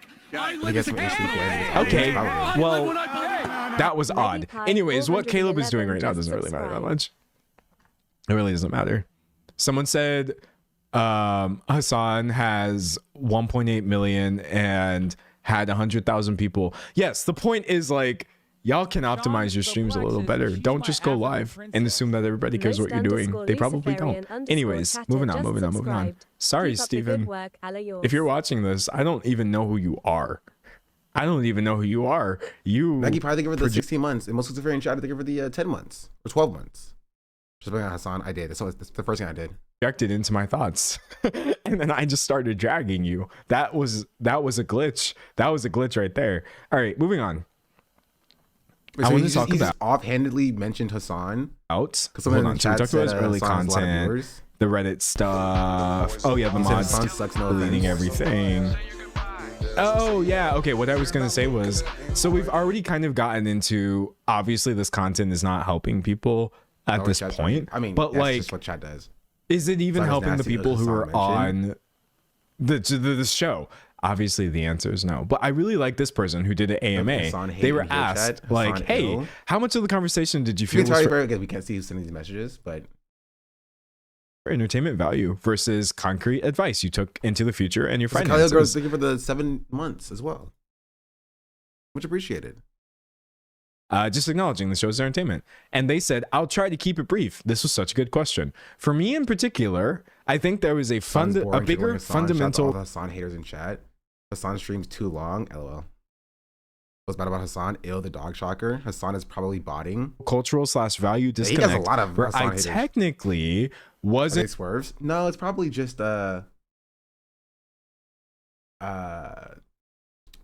mix of swerves and H3 fans. No, I don't think the swerves that hate Hasan are that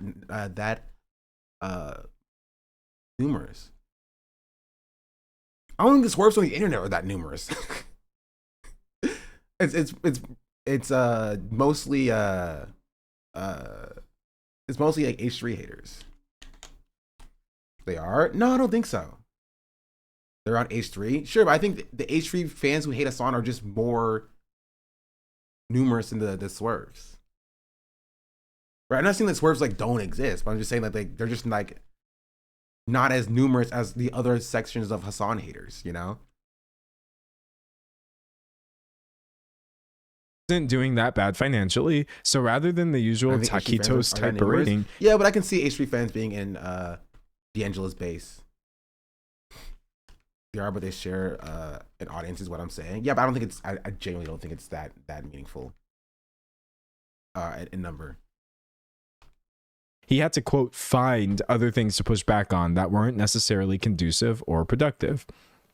Ultimately, I think he means to provide 50-50 edutainment, but appealing to masses means the info can get so basic / repetitive I do love surface the level. concept that like just mentioning Hasan's name in an offhanded mention gets people to be like, ugh, Hasan, gross. Ugh, yeah, gross. I hate that guy. That I realized he didn't have as much value to provide those. That I realized he didn't have as much value to provide those who need to move beyond the bare minimum stage 1 financial literacy. So in other words, like, who is this for? You know what I mean? Who is this actually for? Chat, can we please move on from Hasan? In the chat, I wasn't talking about him or his content, and I'm also not interested in that conversation. Anyways. So I mentioned him by name. Also, can I please say, it's okay. Y'all can share your opinions in the live chat all you want. But a mention by name doesn't always ever mean anything. Sometimes people's names exist and they still exist in the sphere. Oh my God. Oh my God. Actually, you know. D'Angelo Wallace said Hasan had a lot of viewers on his first YouTube stream in an offhanded mention. And the chat's just like, bro, I hate Hasan. And that's just all the chat turned into. You know what? No, you Which know honestly, what? like, if Hasan haters were just a little bit more normal, they could actually probably get more people to hate Hasan too. You know what I mean? The chat mentioned it first. Yeah, but he read the comment in an offhanded mention about Hasan just having a lot of viewers on YouTube. And the chat was just like, ew, Hasan, I hate Hasan. And then the other half of the chat was like, why does the chat hate Hasan? And then it became a conversation about Hasan. You know? You know what? Actually, I'm already here. Chat. I don't want to talk about people who talking about them always turns into this. There are definitely some people on YouTube where whenever you bring up their name, everything just starts getting I don't necessarily really agree with this, because like that's gonna happen when you cultivate an audience that doesn't really doesn't stand for something. But like it's kind of the issue that Ludwig had, right? When you have this like centrist position and be like, well, I'm not getting into the meat and potatoes of what's going on here. If you don't like, if some audience doesn't agree with it, then it's fine. You guys can be over here, right? And I'm not saying you have to like Hasan or not like Hasan, right? But taking a stand by being like, this is what I believe on X issue will stop this from happening. But it will also cause the people who hate Hasan unilaterally to leave your audience. So I get why people don't do it, right? But that's the balancing act. Is either you have to, kind of play both sides, try to make both sides happy, and hopefully they both stick around, or you pick a side and potentially lose the other group of people, but you don't have this discourse happening. You know what I mean? If you mentioned Trump, I bet the same would have happened to the other half of his chat. No, I don't think so.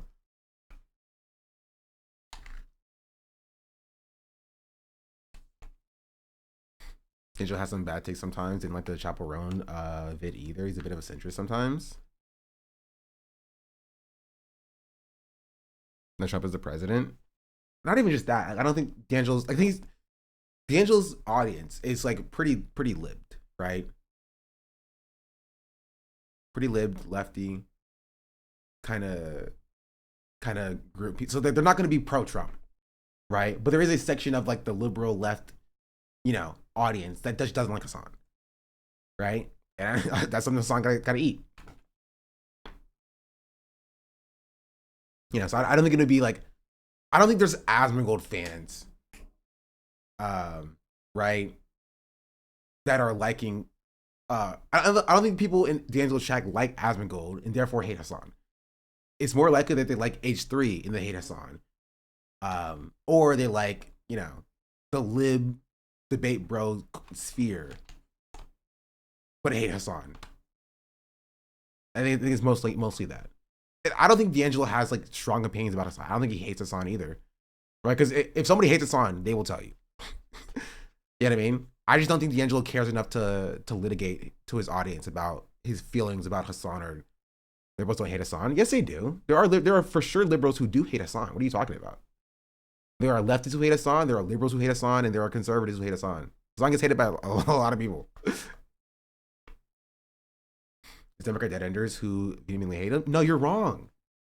There are people who are like not like Democrat dead enders who also people hate Hasan for a lot of reasons. Chatter. Like a lot of reasons. You can't just be like, oh, it's just this one group of people who hate Hasan. Right? A lot of people hate Hasan for a number of different reasons. Hasan is the visual representation of white leftists, so being so big for so long means he's going to get hated on. I don't think necessarily. I think it goes further than him just being the visual representation of white leftists, right? Because he gets hate from other white leftists as well. Bad Abanada hates Hasan. Everybody hates Hasan. Like not everybody, but every group of person, you can find a contingent of people who hate Hasan. There are Maoists who hate Hasan. Yes. But liberal is a very broad term to use, be specific. So is conservative and leftist. I'm not being like generalized for just liberals. I said leftists and conservatives and liberals all hate Hasan for different reasons. People hating on him in the most random reply threads ever. Yeah, I think it's because for a lot of different reasons, but I think a lot of it comes from Hasan being very large. So as a large, rich streamer, he gets a lot of hate from working class people because of their own class position. I think that's part of it. I think Hasan is a leftist, and so he gets a lot of hate from liberals and conservatives for being a leftist, and that's a part of it. I think Hasan is white, and he can slip up on what he says sometimes. So he'll upset black people and marginalized people across the entire political spectrum for the stuff that he says, and that gets him a lot of hate. I think Hasan is a streamer, and people hate streamers, so I think he gets a lot of hate from that. Hasan is a dude bro, like gym bro person, who's very big on go to the gym, that kind of stuff. So people hate that just because of like that persona of like the dude bro. Some people do hate him for being pro sex work as well. Muslim, so Islamophobes also hate him. Like there's a number of different things or reasons why people don't like Hasan. You know what I mean? It's not as simple as just being like, oh, they're just Democratic Party shills because that's why they like Hasan. I think that's reductive. Coming as big and as white as he is, at least doesn't hate on reparations like a lot of other white MLs. Yeah, but Hasan's also not an ML, so like that could also be part of it.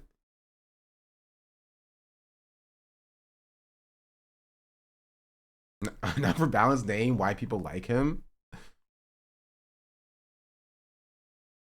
He's hot, so people are like, yo, this guy's attractive. Kaya. No, I don't think people don't like him because of Kaya. I think the contingent of people who don't like him because of Kaya are minuscule. I think people use Kaya as a pretense to justify not liking him originally. That's it.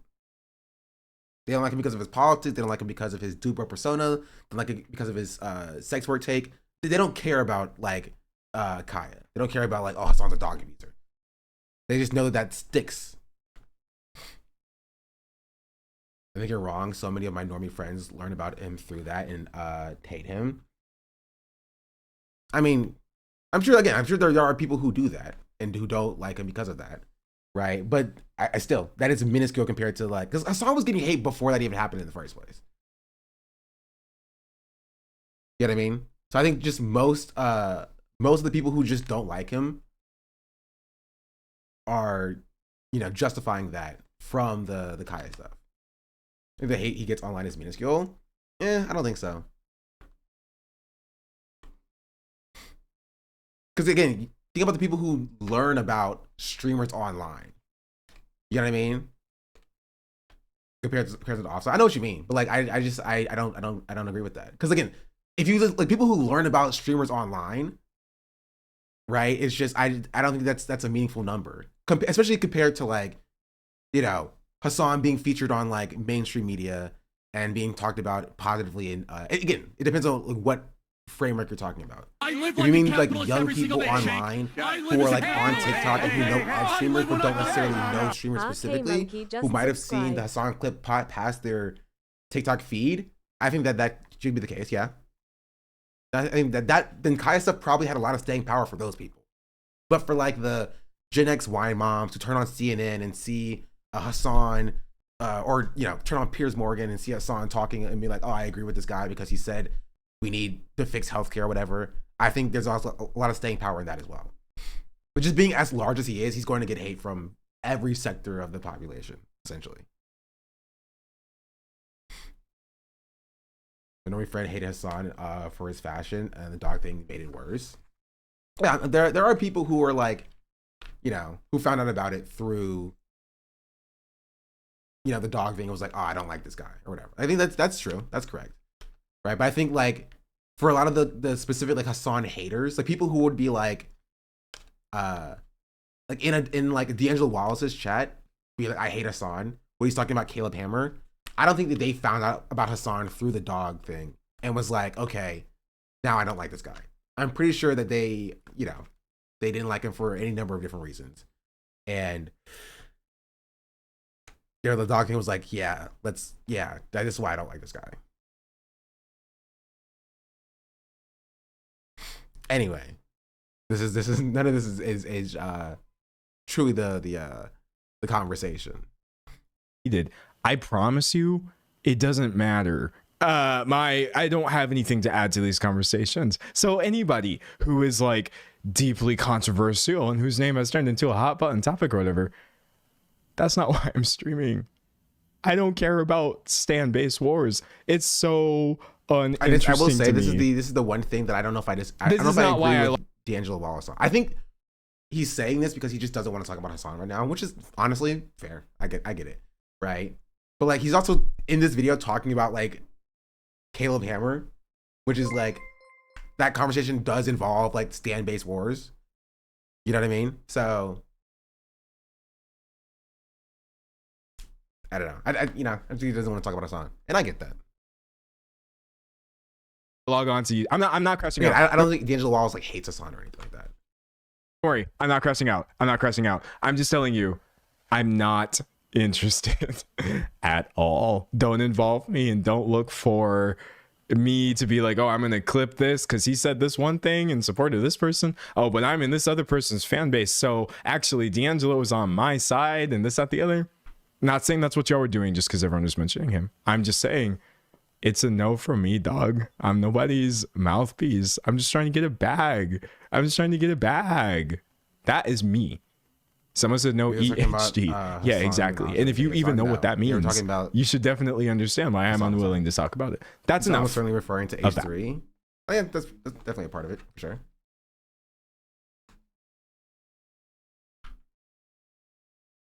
that means, you should definitely understand why I'm unwilling to talk about it. That's enough of that. Thank you. All right, so getting back into it. I guess that's how Hasan was mentioned.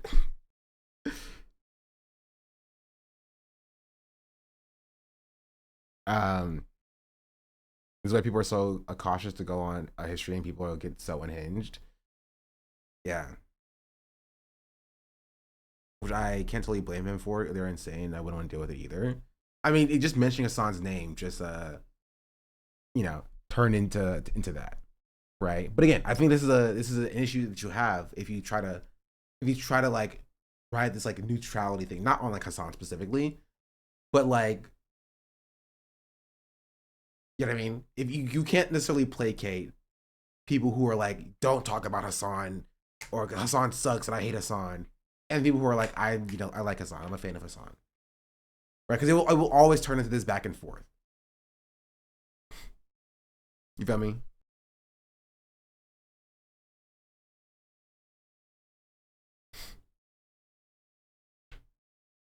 Days of Hasan Shikam invites are long gone. Well, to be fair, Shikam doesn't exist anymore. So, and to be fair, I don't know if like streamer events are gonna happen really anymore to that extent. Like I'm sure Cutie's still gonna do stuff. Like I think she's still gonna do the streamer awards this year. I think she's still going to you know, be posting and doing like some events, but like I don't think I think the time of like large streamer events to bring people together, I don't think it's gonna happen. I don't. I think streaming just has too many eyes on it now that like it's not like an insular hobby anymore. And like you're gonna end up with like the Rokai situation and the Indie Love situation again and again and again. Anyway, let's go back to this video, which is how we got here in the first place. And get to contribute to the conversation. Also, I love that I can't see my YouTube chat. So YouTube chat, if you're saying anything, I'm so sorry. I'm not ignoring you on purpose. I literally can't see it. I literally cannot see it. It says something went wrong. It will not work. So I guess maybe I'll try closing this. Close this. Open this back up.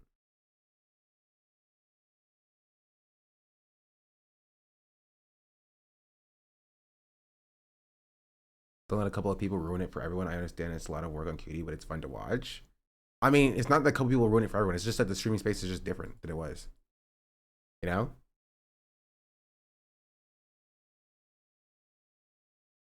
It's just not the same as it used to be.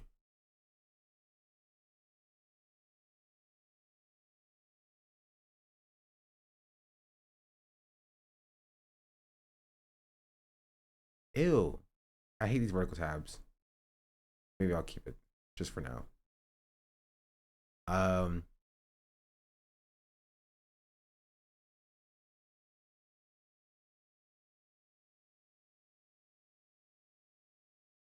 Nope, it still doesn't work. I don't know why it's not working. I guess, hold on, I can fix this. I can fix this. How do I make a new tab?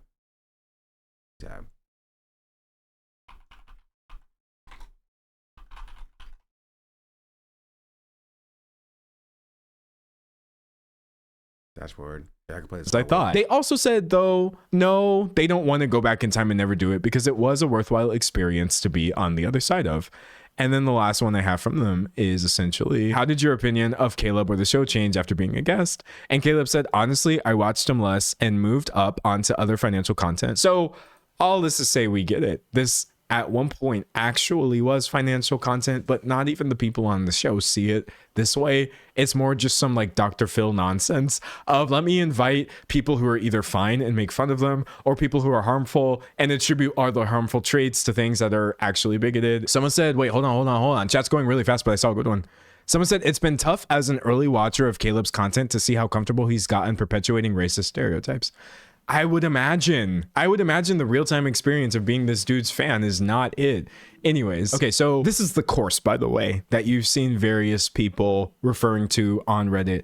Again, this is the part where why do they always have courses? Why do they always have courses? I can't sit here and be like, well, yes, I'm a financial expert and this is how I know the course is bad. All I can tell you is charging $997 for the personal Oh, audit. don't worry. You missed it. It's actually on sale, 86% off. It used to cost $7,000 for a 60-minute session. Wait, this is illegal, by the way. You can't do this. You can't do a fake sale to sell a course. Not like it's going to be litigated, but you can't. You literally can't do a fake sale to sell a course. That is against the law. Unless he actually thinks this is worth $7,000 and he wasn't doing like a fake sale. Experience, which is ostensibly supposed to help you get your finances in order. He's claiming that this is actually a $7,000 offer, which he has marked down 86%. I can't sit here and call this a scam, but I could definitely sit here and say this is predatory. It just straight up is. This is obviously for people who don't have a good grip on their finances. And you're like, well, I can fix it for you for $1,000. If you don't have 1,000, don't worry. You got 200. You can buy this one for 200. You can buy this one for 200. But yeah, no, if I was really feeling desperate right now, I could check out allowing people to. I can see you now, YouTube chat. YouTube chat. Hold on. I don't think I can put you on the screen though, but I can see you. Hello, YouTube chat. Can I get a 1 in the YouTube chat if you're there with me, YouTube chat? Learn the origins of the audio, or I live like how was everything they changed to be funny. Like what is he doing there?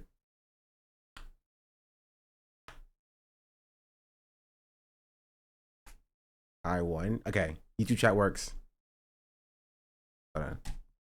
I'm gonna show y'all what it looks like so y'all can see it. Browser. YT chat. Wow. Wow, wow, wow, wow. Wow, wow, wow, wow. I know you love me. This is what it looks like. It's very small though. Hold on.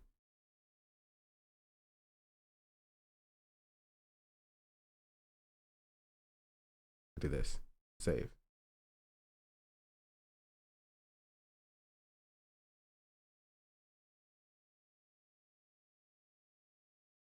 So these are on YouTube now because I never watched Twitch at work.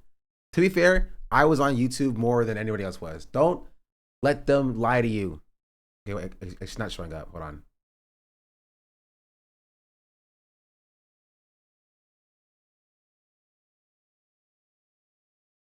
There it is. Aha.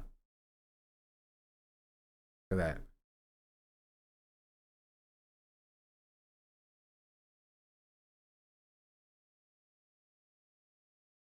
Covering you Twitch chat with you. Bow, YouTube chat. You are now the chat of the stream. Oh, look at all the ones that are kind of behind.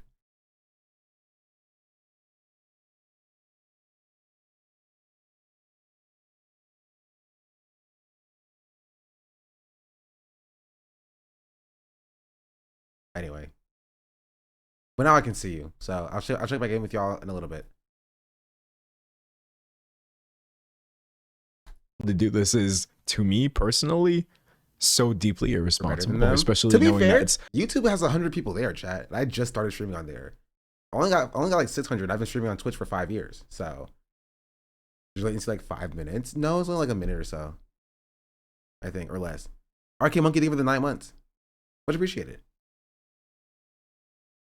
Brands overlay that shows both at once. Yeah, I don't know how to do that until he's to figure it out right now. Couldn't your real job win? I already have. This is my full-time thing. probably likely to draw people in who are already struggling. Someone said I unfollowed him when he started offering courses. Valid reason to unfollow somebody. All right. He also has this app. Now, I feel like offering people an app to help them with finance and stuff like that is a good thing. I'm not here to knock this. I'm here to tell y'all. I mean, maybe. But like, do we need another budgeting app? was about to go get the Henny. Yo, I'm moving for the 10 gifted subs. Much appreciated. Congrats. Oh, thank you. I appreciate that. You don't need to do that. Right? So long as this number up there for subs stays above like 1,000, I'm chilling. I can make rent. We're chilling. We're good. But anything above that is completely unnecessary, but I really appreciate it. Just for Monopolies, you heard it here first. Yeah, if the Monopoly is not being broken up by Caleb Hammer. You only have 999. You're right. I guess I'm not making rent today. I actually paid my rent literally today. Guess how much I paid in my rent today, chat? Throw a number out there. Also, I'll look at YouTube chat too.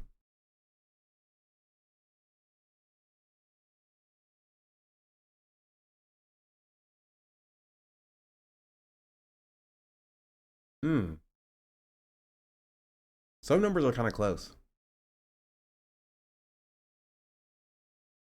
Some numbers are kind of close.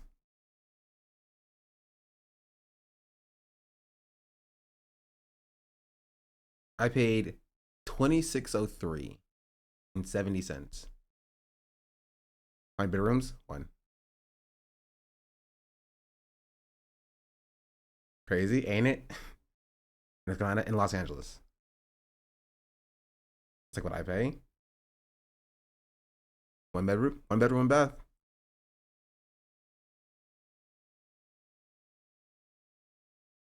Yeah, they upped my rent $400 this year. Maybe not $400. It was closer to like $200.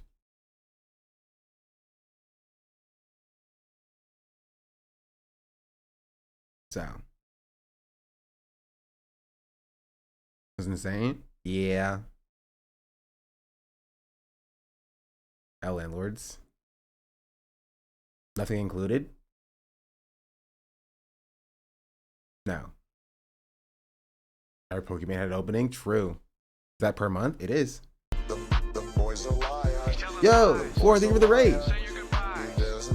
Will you ever move? I'm moving next year. No, I'm not staying in this apartment. I just keep raising my rent for $200 a month or $200 a year.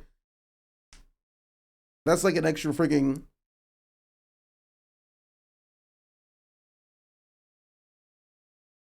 $2,000 a year. That's crazy. Which I did. How was stream? I better pay for Sean's rent. It goes there for sure. And it happened with Element. It did fizzle out. I don't think Element is streaming now, actually. Let me see. Maybe he is. I don't follow him.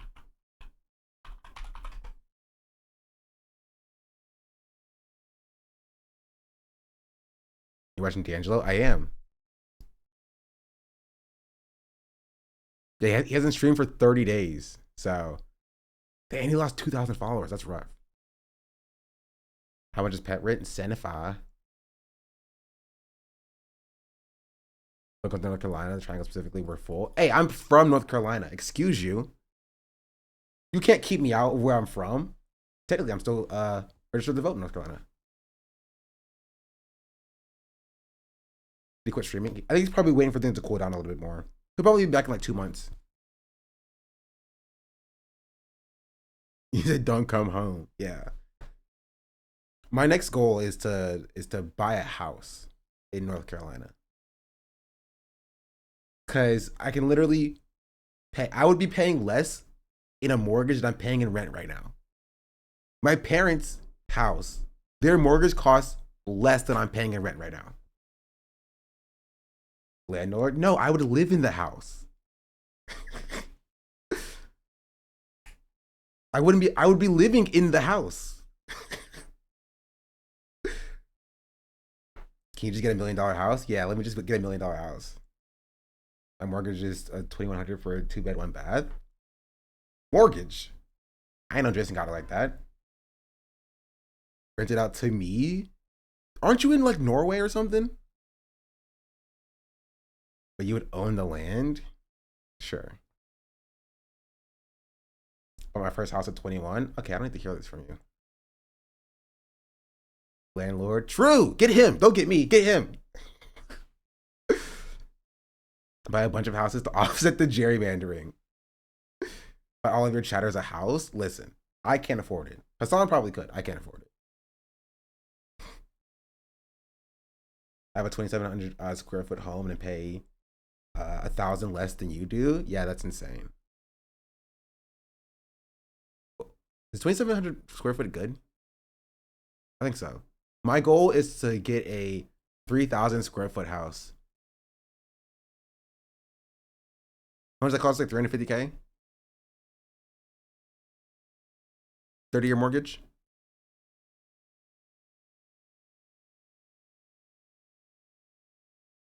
I paid 150 in cash for my house. That's crazy. I got as luxury answer. 2603. Build your own home? That ain't happening.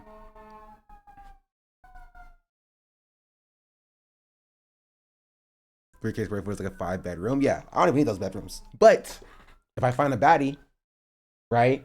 I get a baddie. I'm like, what's good? What's up? Come live with me in my house. I have my house for that, my bedroom that I sleep in, my bedroom that I stream in, my bedroom that I cook in, my bedroom that I sleep in, the second one, and the bedroom for my guests to sleep in.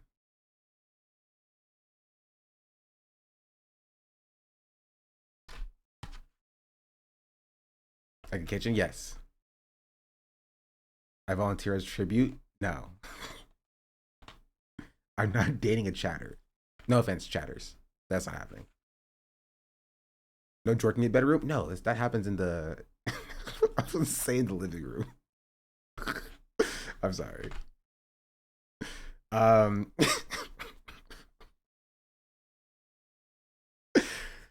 are we talking about? So you got a 1,200 square foot studio. 200 square foot studio. 1,200 is crazy big. Dang, 200 square foot. I can't live in a studio. That was my one stipulation, is that I would not live in a studio. I'm never, in my life, I will never have a roommate, and I will never live in a studio.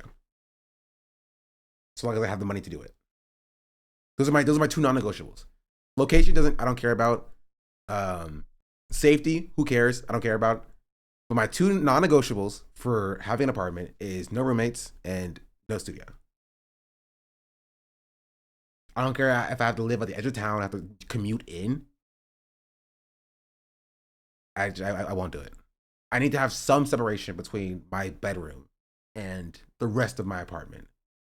And I have had terrible experiences with roommates. That's how I feel. What about an in-unit laundry? That's pretty high up there as well. That's pretty high up there as well. To make a content house, that would be kind of funny. But living with content creators seems like the worst thing in the world. What if you had sex with a roommate?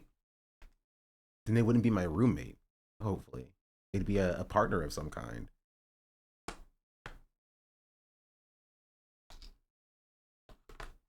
You know what I mean? And I can do that without having that be my roommate, you know?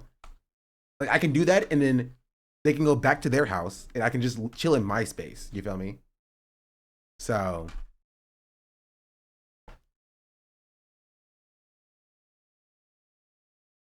I do have a roommate right now, and she's sitting on the porch. Or not porch. I don't have a porch. On the balcony. Anyway, this got so off topic from what we were actually talking about. Tiny home sounds cute and sustainable, but I would want more space.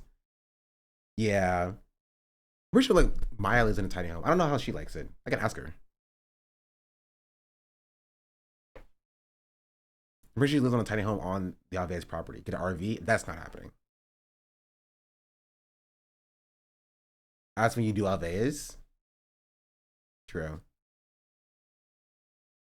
You need a cat as the same as a roommate. I have a dog. It's a tiny loft house. She's in a tiny home, but she has so much land. That's true. But do I really care about like land? Not particularly. All I want is I want a decently sized backyard and some measure of a front yard. I want a 2-car garage.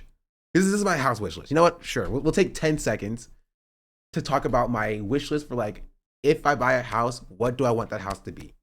First, right? First, I want 2 stories. I want 2 stories. Basement is not necessary, but basement is cool. I like basements. But the basements take a lot of maintenance, especially if you live in an area that gets a lot of rain for flooding and such. So that's crazy. I want a backyard that is decently sized, but that has some sort of patio or porch area, so you can have a super sick, awesome grill setup. Why? Do I make a lot of cookout food? Not really. But will I? Probably not, but it would be cool. Why 2 stories? Because I like a separation between, if people come over to visit, we can stay on the first floor, but I have the second floor that's my stuff, in my space.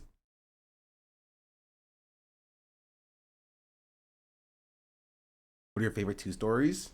My favorite 2 stories? I'm liking JJK right now. That's a pretty good story. Toy Story is a story. Toy Story 2 is a story as well. That's a pretty good story. When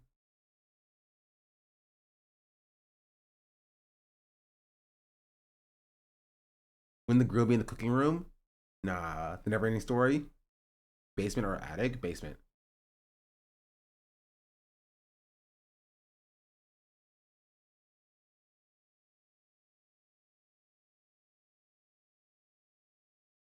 The One Piece mention? Indeed. What else? What else?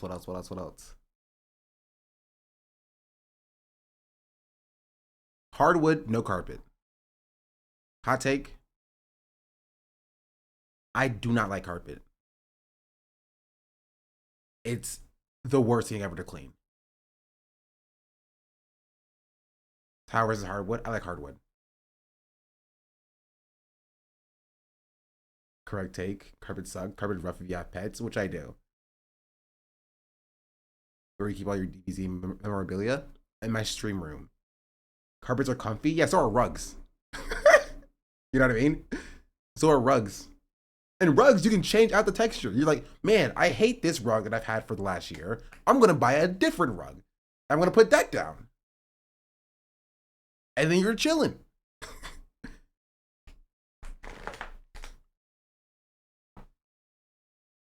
Maybe that's crazy. What else? Except, okay, carpet nowhere except for the bathrooms. Only put the carpets in the bathrooms.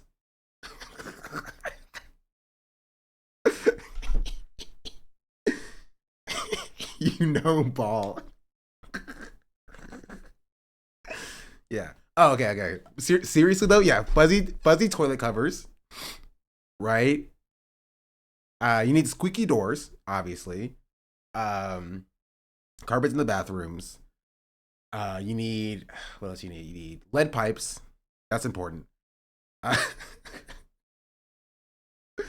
Plastic wrapped couches. Indeed. Mold. That's important. You need ants. Ant infestation. That's required. Lead paint. Popcorn ceilings. Asbestos. Also important. That's necessary. You need to have that. Squirrels in the attic. A leaky skylight. Sure. Termites, but termites you can't see. You just have piles of wood piling up around the house, and you don't know what they are. That's required. I can't even say bed bugs. I can't even say that as a joke. I can't even say that as a joke. No batteries in the fire alarm. I'm black. Of course there's no batteries in the fire alarm. Why would there be? I don't like this game anymore. In an HOA. Okay, seriously, back to what I actually want. I'm anti-HOA. If I join a community with an HOA, I will go to all the meetings and I will join the HOA just so I can dissolve it.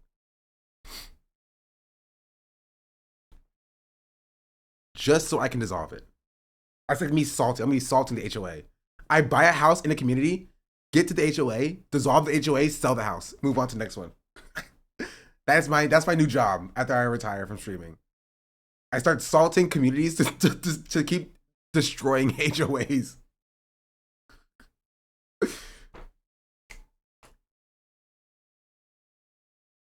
That's how you do it. That's how you do it. It's great tech. Thank you. HOA sound awful. They do sound awful. You single-handedly ended housing segregation. I'm gonna buy a house. Y'all telling me I can't put it in my yard. What can my fence can be? Exactly. And people are like always like, oh well, what if you have a neighbor who keeps their old beat up car on cinder blocks in the front street? First of all, good for them. Second of all, that's not happening. Third of all, you think I'm buying a house? Also, yeah, like what if the sky falls from the sky, you know? The sky is falling like Chicken Little, bro. What if that happens too? It's infinitely more likely that you're gonna give me a citation for having my car parked in front of my house for longer than a day. It's my house. How are you going to tell me how long my car can be parked in front of my house? How are you going to tell me that my mailbox is too close to the street and that I need to move it? How are you going to tell me that my kids I don't have kids, but if I had kids playing in their backyard of a house that I own are too loud and are making the neighbors uncomfortable with their rambunctious Negro-ness?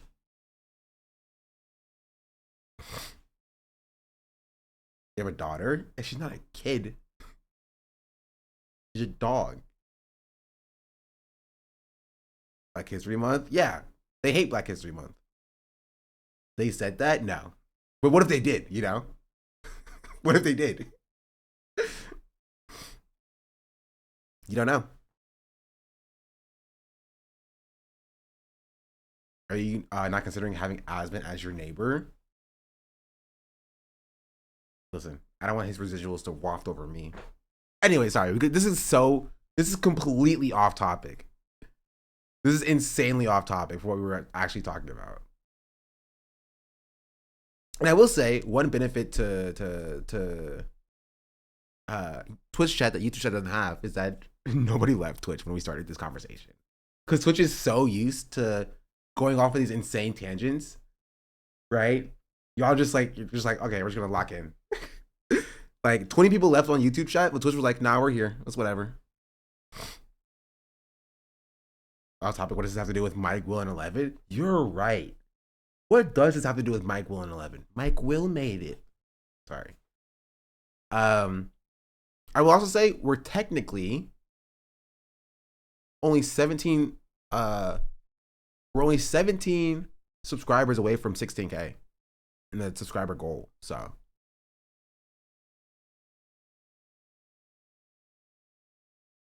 yeah. Anyway, let's continue. One of the lowest rated Google apps I have ever seen in my life. You have a 1.8. For you to only have your fans installing this app and still have a 1.8. 1.8 with 100,000 downloads and 2,000 reviews almost? That was rounded up. 1.5 thousand views? Like, that's rough. That's really bad. You have to be pissing off everybody. The app is uniquely bad. The free trial does not have any clear or easy cancellation path shown in the app. They gave this a 1 star. If you give somebody a free trial. If it bleeds, it leads. Thank you for the 5 gifted subs. Much appreciated. You try to psy-op them out of feeling like they have the power to cancel it. That way you can get paid. That's scummy, at the very least. Even if it's not scammy, can we just say it's scummy? People were saying the app just straight up doesn't work. I'm a huge fan of Caleb Hammer. I'll have his back on anything he does and support his businesses if I can. Unfortunately, I can't with this product. Sorry, that's such a funny review. This app it just simply does not work. I signed up for this thing. I tried to link my accounts, etc., etc. Everybody just keeps saying it doesn't do what it says it's going to do. Canceling it is like dying. It feels the same way. My brother in Christ, you got to fix some of these issues before trying to offer people advice. I'll tell you that. That's my financial advice for Caleb Hammer. They know that the app is bad. Look, we're rebuilding DollarWise to help you. A new DollarWise is coming. I guess he is following my advice. He's fixing his problems. So the next thing that I would like to talk about, Caleb himself tells a story about what happened to him on Hinge, which is a dating app. And it's just his side of the story makes it sound like it's a funny thing that happened. I went on this date with a crazy I hadn't been on a date for 5 years. We went back to my place, tried to hook up. She didn't want to. And I was like, okay, please leave. And she left. And then she freaked the out, got me banned on Hinge and stuff. You can say things like this on a massive podcast and get hundreds of thousands, if not millions of likes, and get it turned into TikTok. Much appreciated. Energy, and that becomes the dominant narrative. And then your side of the story is just like a Reddit post in the dark. And unfortunately, that's what's going on here. So much appreciated. We're now 6. I was about to go get the Henny. 1. We're 1 subscriber away from 16K. Belties, thank you for the 5 gifted subs. I was about to go get the Henny. Oh wait, no, we did it. That's it. Yay, we did it. We were actually only 5 away. I can't count. I was about to go get But dog, thank you for the gifted sub as well. Gifted a tier 1 sub to Lolto Hey, Black History Month. Thank you. We need to do something Black History Month related, chat. What should we do for Black History Month? What should we do? What should we do? What should we do? What should we do? Okay, you know what I want to do? You know what I want to do? I want to play Dungeons and Dragons. It has nothing to do with Black History Month, but I do want to play Dungeons and Dragons. We can do the tier list as well. Watch more Stranger Things. Black History Month movie night Saturdays. Obvious Ambassadors and D-Rag streams. The wrestling react stream, that's not happening. Birthday cards, what are those? Infamous, oh, we'll do that at some point too. I'm doing Black Movie Night every Saturday's weekend in Discord. Kind of the table this is Black only. But do I know any Black people that would play all Black D&D? Do I know any Black people who would play D&D? That's the question. Let's see. Do I know any Black people at all? Yeah, it's Ludwig Hasan. Chill. It's not. Slime. What are you, racist? Maybe. Like, when people would play D&D than you expect. We have to ask people. Ugh, name one Black person.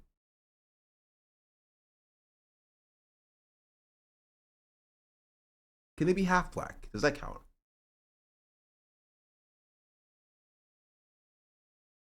Yes, Obama. Got him.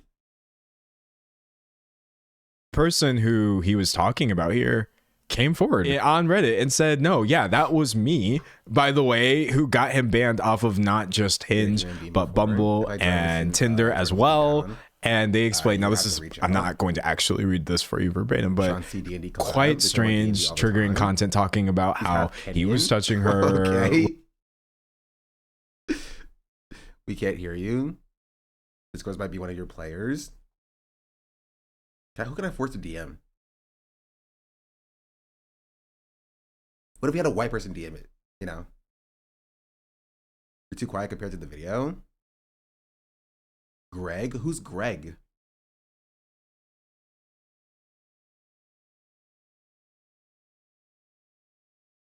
Greg the white guy? Black Greg? Just Greg? You know Greg? Who's Greg?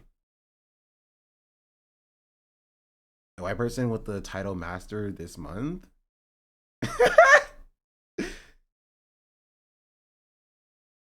That's a good point. You make a good point. That is a good point. Yeah, that's a good point. That is a good point.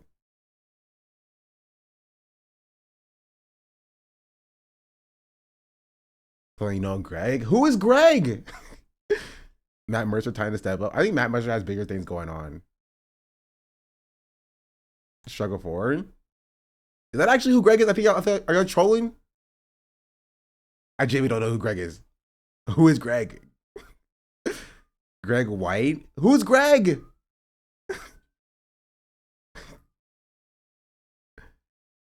Cousin Greg? I don't have a cousin Greg. You know Greg? What do you mean, really million DMCR? Match to have time? Not your cousin? Whose cousin? You're gonna reach out to black people. That's your Black History Month goal. I didn't say that. Anyway, let's continue. Without consent, and it was just immensely uncomfortable. The reason got him came forward on Reddit and said, no, yeah, that was me, by the way, who got him banned off of not just Hinge, but Bumble and Tinder as well. And they explained, now this is, I'm not going to actually read this for you verbatim, but quite strange, triggering content talking about how he was touching her without consent, and it was just immensely uncomfortable. The reason, I believe allegations, regardless of anything really, there's no reason to try to discredit people coming forward. But the reason that you know that at the very least this person is the one who Caleb was talking about was because Caleb came on Reddit and tried to react to this and be like, oh, yeah, nah, he's done this multiple times, by the way. Like, no, like he comes and he like corroborates the allegations. He did it with this situation. He did it with a roommate that said he smeared poop on the walls when he moved out. And Caleb was like, guys, this is my actual roommate, by the way. Because you don't know. He actually did know me. We actually did live together. Right? But he's lying about this specific thing. So, like, why didn't you just lie about not knowing this person? You know, why didn't you just say, like, why did you not say anything? He went out of his way to be like, guys, this is my roommate, by the way. In this case, he's like, yes, actually, we actually did go on a date. I went on a date with this person. This person is the person, actually. Because it gives credibility to the person making the allegations in the first place. We go with the over sensationalism that we can't seem to get over since 2020. How much you want to bet he's finna over sensationalize the heck out of this? This is why my creator friends privately recommended I get consent recorded, and we live in a single party consent recording state. So after the insanity of last year, guess what? I did. It doesn't matter if you record somebody giving you their consent. It doesn't matter. That's not a gotcha. This is an absolutely horrible start to this sort of response, which we're not going to go through the whole thing. I just feel like that's a strong enough opening for you to understand this guy has everything so backwards. Little does this performative person who is chalking up what was just a bad date, I voice message recorded our entire conversation that she's talking about, and it exposes her for all her lies. But F it, she wants to harm my career, so let's expose her. So yeah, bit by bit, he starts going through. She said that there was a camera in the room, which made her uncomfortable. And he said, yes, as a public figure, I have a security system. Okay, you got to answer for everything. She said that he touched her leg after she said no. And he says, that's beyond incorrect. I made a move. She looked at me odd. I pulled away and... What?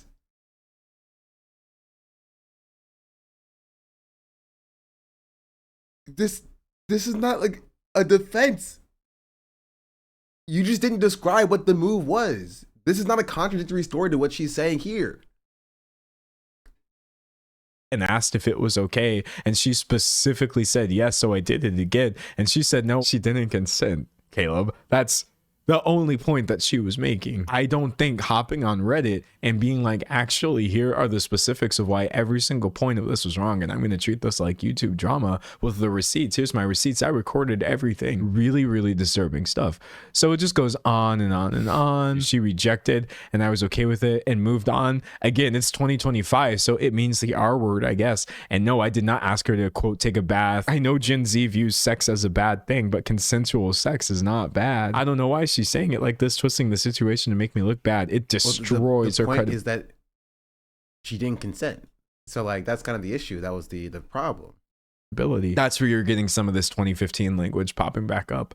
SJW destroyed by facts and logic, destroyed by evidence. This is really disgusting, and I don't feel the need to. It's just so long. What I do feel the need to show you, because it's actually quite important and explains a lot. Look at this. So somebody said, I'm sorry, things are so crazy, and Caleb says, people like her right now hold all the power. Does that sound familiar? We don't listen to people that look like you anymore. You've lost all the power. I can't stress this enough. Underneath his misogyny is actually a genuine hatred and bitterness at the fact that anybody ever dared to come forward. And now all of this is some strange, like, punishment of women in general, because people like her right now hold. Yo, it's Greg69. Thank you for the follow.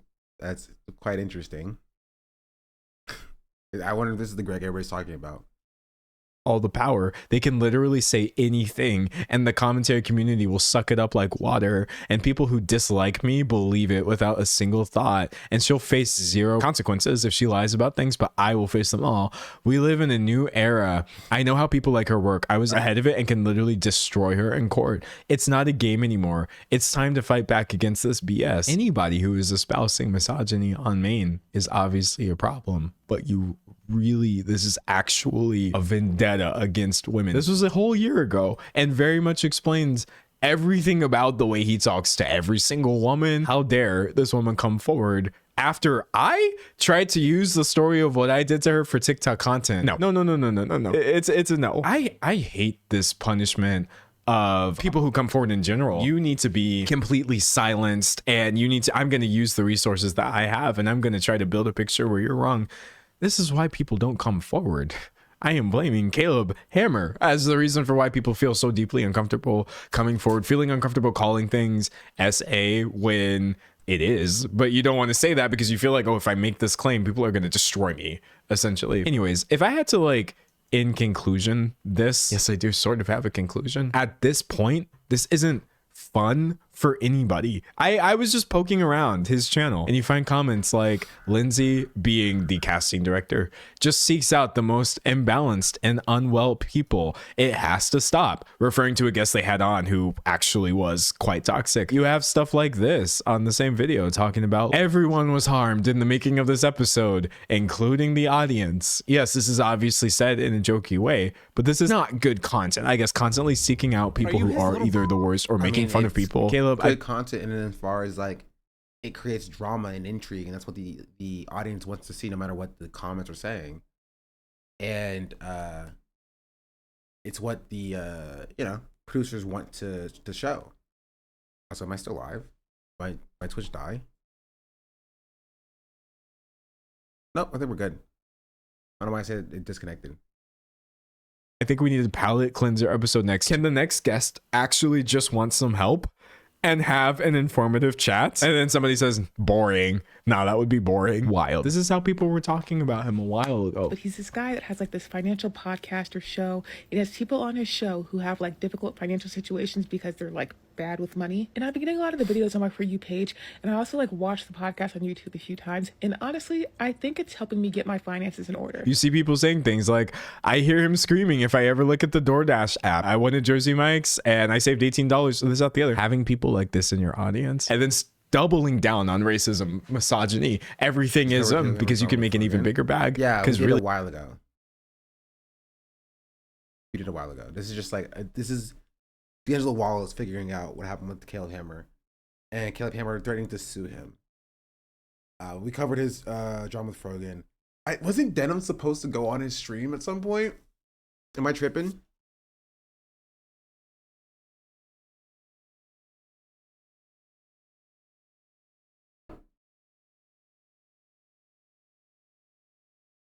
Never heard of that? No, I'm pretty sure Denim's agreed to go on Caleb Hammer's financial audit or something.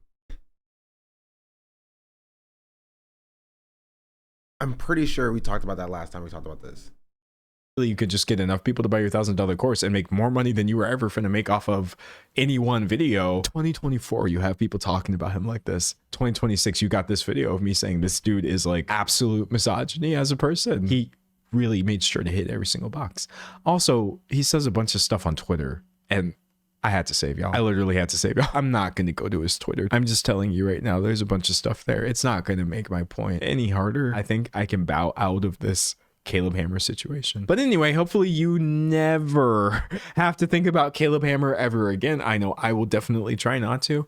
And yeah, I actually recorded this video live right here on YouTube, where I stream quite frequently Tuesdays, Thursdays, and Saturdays at 12 p.m. Eastern time, unless I don't. In which case, I've simply decided to sleep probably, or just not come to work. I don't know. It's really more so on you than it is on. So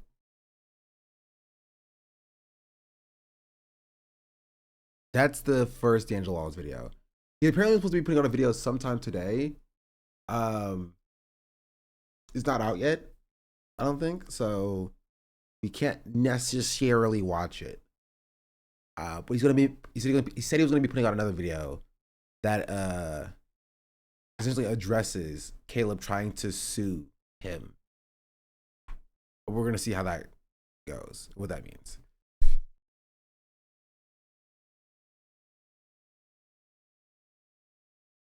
Yeah, see, I wasn't making this up.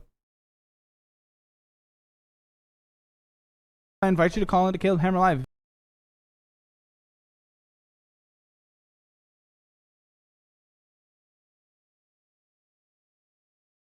Wait, is he posting full episodes? Real people from the, by the way, audience who know exactly what show they're signing up for. You are making people out to be victims that are not. You're making out a show to be something it is not. You don't know what you're talking about. Moron. God forbid students learning, and they're probably if a lot more people. Anyway, this is the clip. In Denims, I invite you to call into Caleb Hammer Live if you ever want to. In Denims, I invite you to call into Caleb Hammer Live if you ever want to. Right, and so she said, "Sure, I'm game. My DMs are open." I don't know if he responded, but I don't know if it happened. I don't watch Caleb Hammer, so I'm not entirely sure. But I didn't make it up. Confirmed. I did not make it up.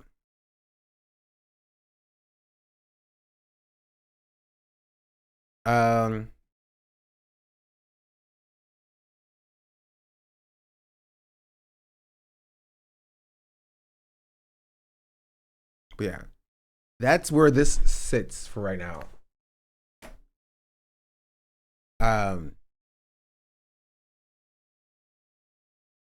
You're not a hammerhead? Is that what they call themselves? Honestly, it's not a bad name. Not a bad name.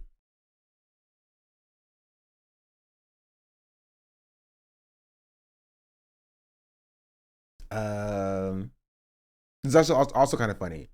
Did you see ContraPoints made this tweet a while ago? Back when she was actually on Twitter before she left again. She said, people are really not familiar with the basic facts of the Epstein case. All the victims who testified at Maxwell's trial said that they were trafficked to Epstein himself, who abused them with Maxwell's assistance. Remember when Contra insisted that Epstein was the only trafficking people to himself? I remember I alluded to this a few days ago. Because, like, come on. Like, why would she say that? Who knows? I have no idea. Now she's in Blue Sky pretending she didn't tweet that. That's kind of her entire thing, right? After, spending 2 years ignoring genocide, only to come and then chastise leftists for caring about genocide, only to then pretend like you didn't say that. You ever look at Lizzo's bad take on Epstein stuff? No, I did not.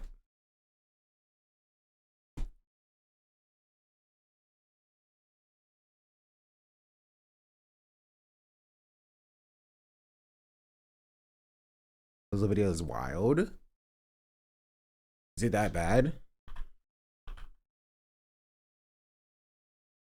Lizzo's take was horrendous? Really?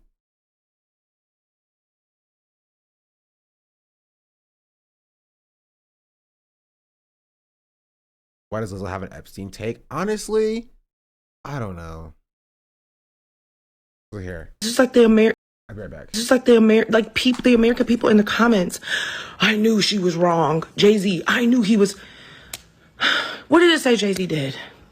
He was there in 1996 Come on, people. Like, y'all are falling for it. It's the easiest, oldest trick in the book. And honestly, I'm losing faith in the average intelligence of the American person. Because, come on, just because somebody's name is mentioned in a 3 million document file of a person's life who's been lived over. Sorry, I missed it. Run it back. Those have not been insane since the fat dancer allegations. Just like the American people in the comments. I knew she was wrong. Jay-Z, I knew he was. What did it say Jay-Z did? He was there in 1996. Come on, people. Like, y'all are falling for it. It's the easiest, oldest trick in the book. What? And honestly, I'm losing faith. Okay, what trick is she? What trick she's talking about? Like, what are people falling for? In the average intelligence of the American person. Because, come on, just because somebody's name is mentioned in a 3 million document file of a person's life who's been lived over crimes who've spanned decades, doesn't mean that every single person is an accomplice. He could be mentioned. He referenced Jay-Z once. He was like, oh, we could learn from Jay-Z's business model. Why are y'all? I mean, like, she's not entirely incorrect about this. Like, just because you're in the files does not mean you are engaged in criminal acts. But like, Jay-Z is the funniest case to do this for, because like, bro, there's been talks of Jay-Z being a predator for a long time. You know, there was talks of Jay-Z being a predator for a long time. It's not entirely wrong, but it's kind of weird to go out on a limb for him. Oh, you don't know? Yeah. Like, of all hills to die on, Jay-Z? Jay-Z, really? This is like being like, you know, just because you're in the files doesn't mean you're guilty. So leave R. Kelly alone. Leave R. Kelly alone. You know what I mean? And you're just like, whoa, hold on. Let's not do that, actually.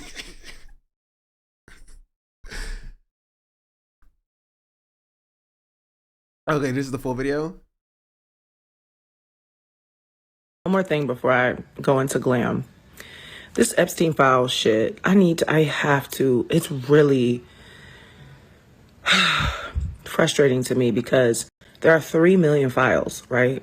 3 million documents in the files, because over the course of however long this man has been doing these crimes, every email, every text message, everything, just in general about this. Yeah, but even if he's a predator, why would you, 25-year-old Jay-Z, height of his career in the 90s, be in contact with Epstein? He could be a predator himself. He wouldn't need Epstein.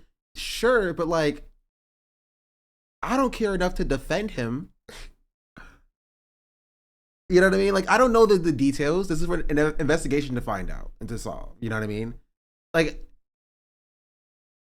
why are you, putting yourself out to side with and engage with again, maybe I'll watch this video because apparently she defends Ghislaine in this video. Jay-Z's not paying my rent. Exactly. You know what I mean? This man's life has been put into these files to scan for illegal activities, right? Every text message you sent to somebody. If you stole an apple from Walmart and you were on trial for stealing an apple from Walmart, is every person in your phone an accomplice? Is every person in your phone, is every email you sent to a person or speaking about a person? Like, from a theoretical basis, I can understand where she's coming from, but like, we're not talking about apples, right? We're talking about trafficking of children, right? So I do kind of want to know about the web of connections that did exist there, personally. You know what I mean? Yeah, tell me who's in Jeffrey Epstein's phone as pizza deliverer. You know, who is Papa John's in Epstein's phone? I do want to know that, actually. I think this is for, again, I don't think just because you're in his phone, you mean you're inherently guilty, but it does open you up to being a part of the investigation to see whether or not you are guilty. You know what I mean? Like, I'm not going to be like, oh, well, I like this person, so therefore they could have done no wrong. where I'm gonna be like, okay, well, you know, he was mentioned like 3 times. Okay, let's take a look at him and see if he has anything to do with this, right? It does draw a little bit of scrutiny. I don't necessarily agree with people who are like, oh, you were mentioned in the Epstein file, therefore you're a pedophile or whatever. People who are implying stuff like that. I obviously don't agree with that. But like, it does draw you into the investigation because Jeffrey, especially if you were interacting with Jeffrey Epstein after he was convicted of, you know, sex crimes. You know what I mean? Controversy is mentioned 9 times in the files, by the way. Really? True, because even Ken Klippenstein had his names in the files, I think. That's so funny. You know who's not in the files? Me. A lot of tweets in the files. Hopefully none of my tweets are in the files. Did you check? I did not check, actually. I did not check. I've made no tweets about Epstein. There's no reason for me to be in the files. Please, leave me out. Greg in the files? Maybe. And does that make that person complicit? Does that make that person a bad guy? No. Well, no. Yeah, not inherently. Could they still be complicit in a bad guy? Yes. That's the difference, right? Lizzo is using this, you know, relative truth to be like, okay, now we should just throw out any idea of these people being bad or being complicit. You know what I mean? When like, no, this is not evidence of them directly being complicit. This brings more scrutiny so that we can look for more evidence, right? This gives people, investigators, a template to be like, okay, these are the people we should be looking at, right? These are the people we should be looking at and investigating more into. Oh, it doesn't. And that's the same thing with the Diddy stuff. That was so, I told y'all. You search the emails. Yeah, these are just the emails though. This isn't the whole files, I don't think, right?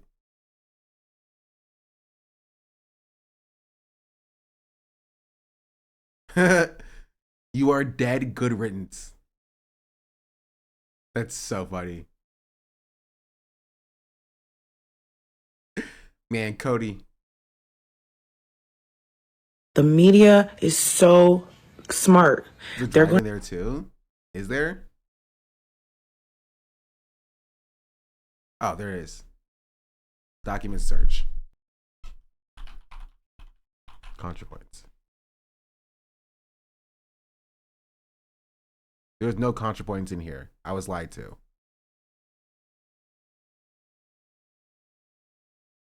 Gonna make you so distracted with celebrity names that you're not gonna focus on the problem. Check to use one of your emails in the files. Ha, joke's on you, chatter. I wasn't even around back then. Problem. You think I can try searching Natalie.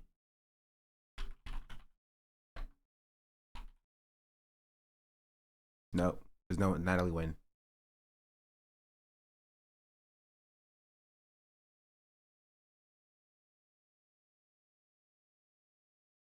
They just made that up? Maybe. Let me check Ken.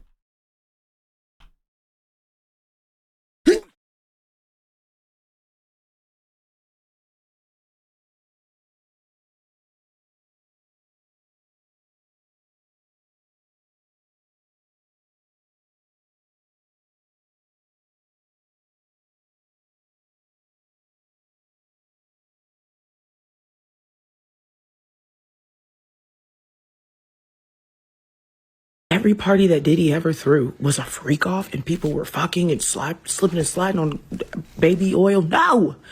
That man had birthday parties. That man had Easter gatherings. That man had Super Bowl parties. That man had Christmas parties. Did you go, Lizzo?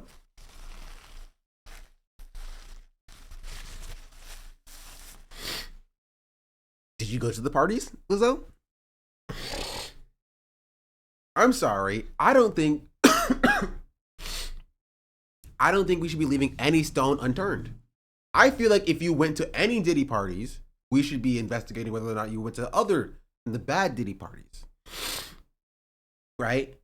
I don't know. I don't care if you went to any Epstein parties, but if you went to an Epstein party, I think you should be investigated to see if you went to the other ones. It's a good starting place, right? If you're like, oh man, who's the pedophile here? a great starting place is just investigating everybody who went to a Epstein party. And you can narrow it down from there. If they're innocent, they'll be proven to be innocent, and then we can move on. But to act like it's inherently wrong for them to be investigated in the first place is weird, because if they're not investigated, how would you know they're not involved?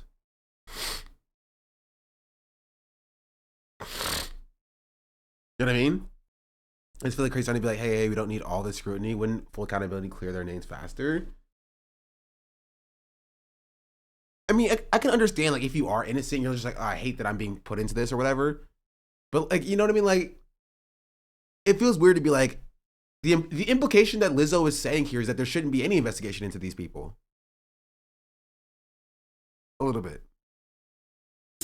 Halloween parties, regular parties. And so now they're saying Mom Donnie's mom, who's a filmmaker, they're like, oh, she's on the Epstein list because she was on a guest list for Ghislaine Maxwell's like showing of a political film once. Hey. Like, she's not wrong about this. Right? Like, this does not imply that, like, that his mom is like a pedophile. Right? But I'm not going to be like, well, we shouldn't investigate her because I don't think it's relevant. You know what I mean? It could be relevant. I don't freaking know. I don't know. We're talking about a national government spending corruption conspiracy that is going out of its way to hide how deep it goes in the level of governance. Connections with princes, right?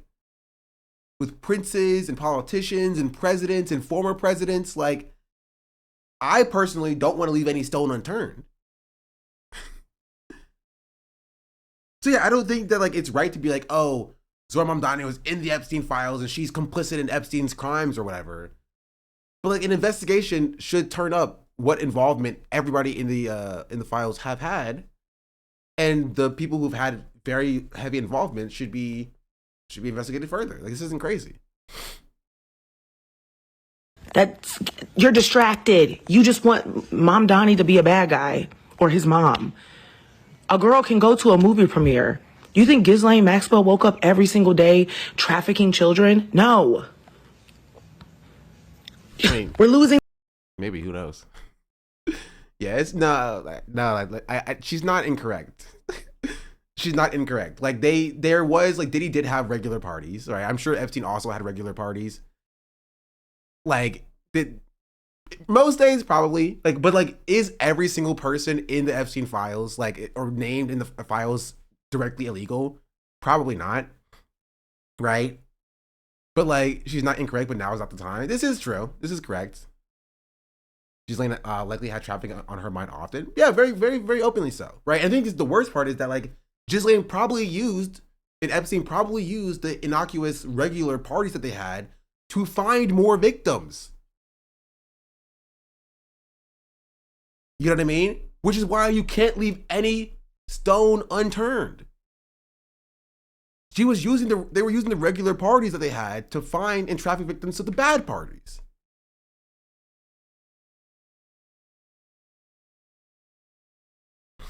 Right? So yeah, does it suck that Mamdani's mom got caught in the crossfire and is getting a lot of scrutiny now? Sure.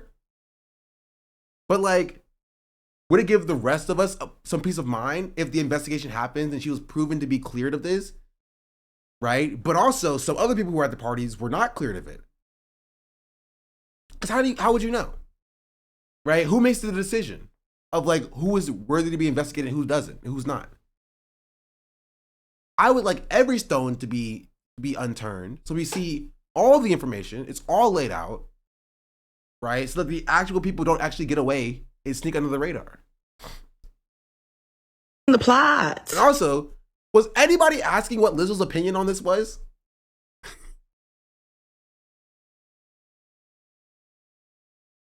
Genuinely? Was anybody like, man, I really want to know what Lizzo has to say about the Epstein files?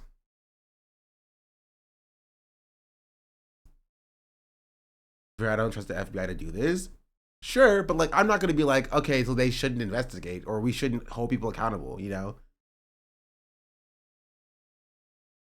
I also don't trust any administration or any Justice Department or any FBI to actually hold the people accountable. This is why I don't talk about it. Right? This is why I don't talk about it, because I don't think it's gonna happen with it. You don't see me coming out here and being like, well, let me just defend the people who are in the files real quick. Right? Because I don't know. I don't know Mom Donnie's mom. I don't know Jay-Z. You know, I don't know these people. Could they be into some nefarious stuff? Maybe. I don't freaking know. They should be investigated for it.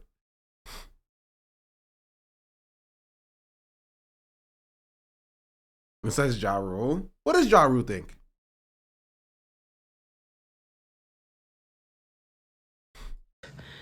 And it's just like the American people. Death. That's the only option.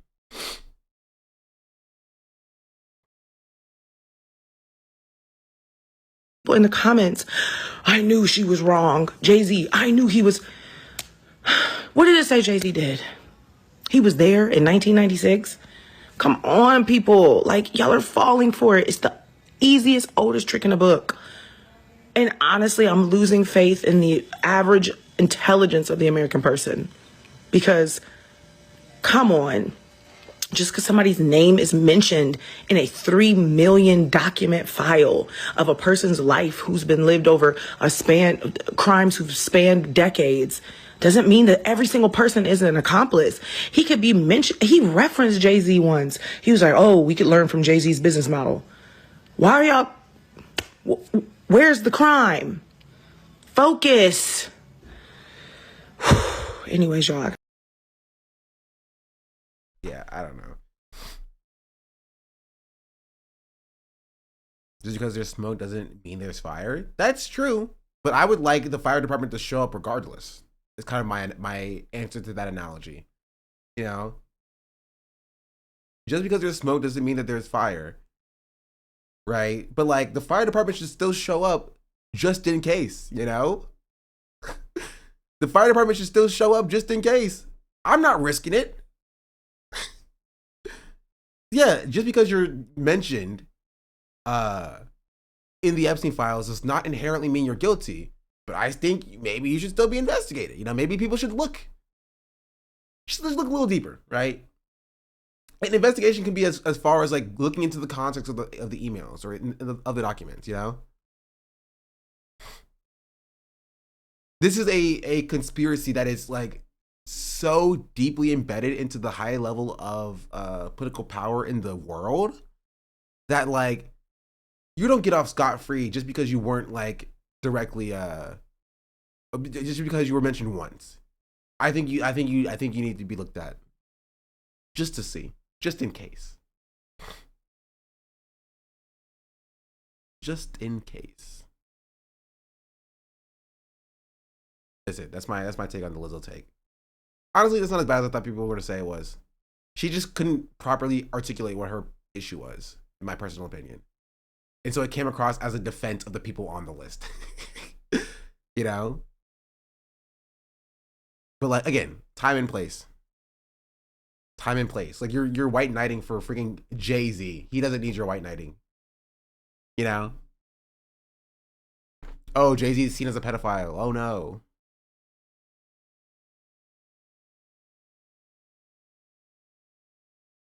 The Diddy comment was crazy though. Yeah. Yeah, being like, yo, Diddy had normal parties too.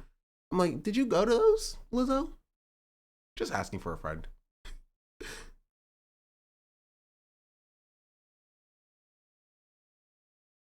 It's just weird. It's like if somebody was like, yo, Trump is a pedophile. And you're like, your response is like, yeah, but he also had adult relationships.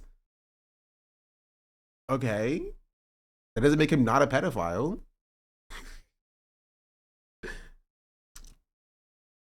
Cool.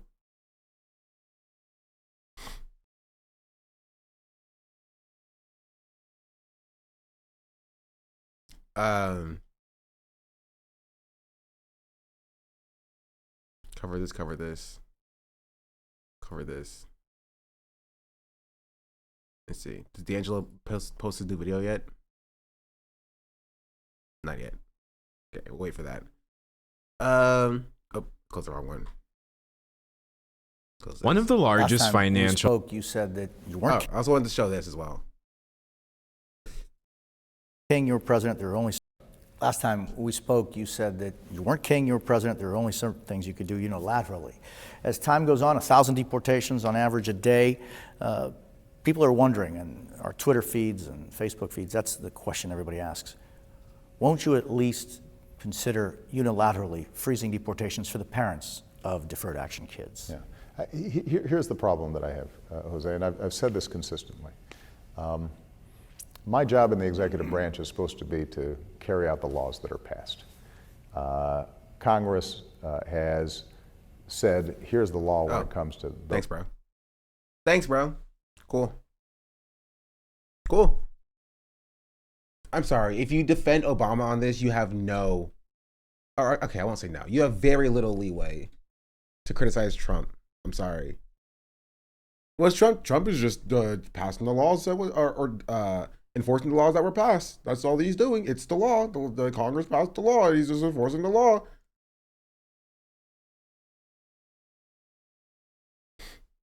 Those who are undocumented, and they allocate a whole bunch of money for enforcement. And what I have been able to do is to make a legal argument that I think is absolutely right, which is that given the resources we have, we can't do everything that Congress has asked us to do. What we can do is then carve out the DREAM Act folks, saying young people who have basically grown up here are Americans that we should welcome. We're not going to have them operate under a cloud, under a shadow. But if we start broad... But like, yeah, why can't you do that for their parents? It's not that much bigger of a lift. That, then essentially I would be ignoring the law in a way that I think would be very difficult to defend legally. So that's not an option, and I do... Sure, thanks, bro. Thanks. He's saying, you don't understand. We need to deport the parents of the kids brought here illegally. We have to do it. We need to do it. It's imperative that we do it. He's not saying that he can't do it. He's just saying that, like, he doesn't want to do it. That's it.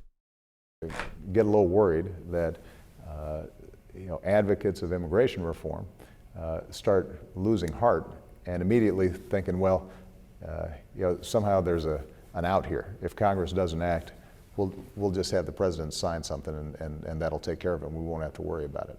What I've said is that there's a path to get this done, and that's through Congress. And right now, everybody should be focused on making sure that that bill that's already passed out of the Senate hits the floor of the House of Representatives. It's not as if the votes are not there. Right. The votes are there. The only thing that's preventing it is, the Speaker Boehner's decided that he doesn't want to call it right now. I love that. Isn't that awesome?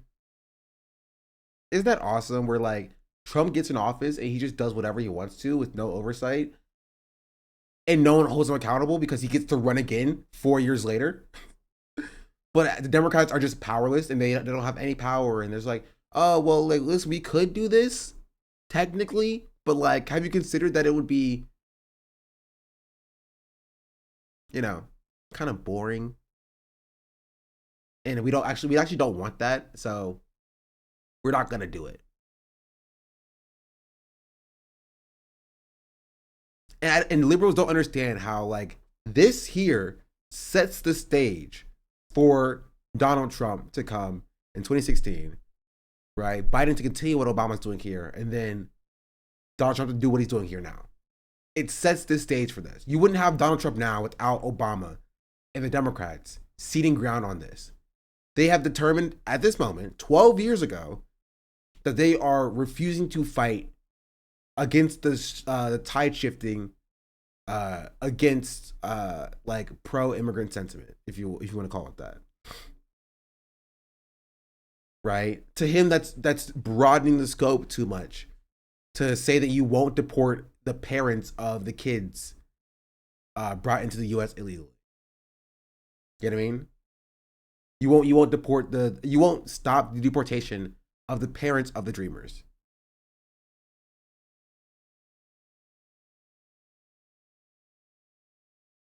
Love that.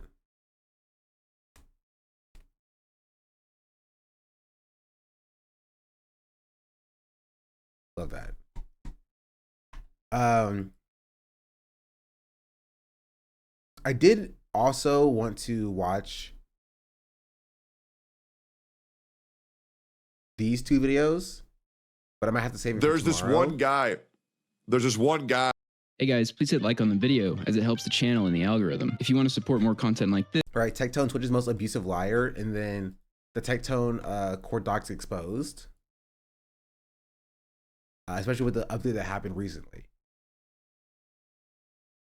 But the question is, do I want to do it today, or do I want to do it tomorrow? What update? Oh, he lost the lawsuit. That's the update. I haven't talked about it yet.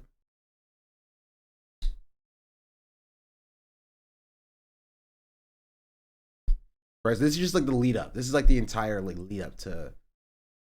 Oh wait, is Hasan multi-streaming?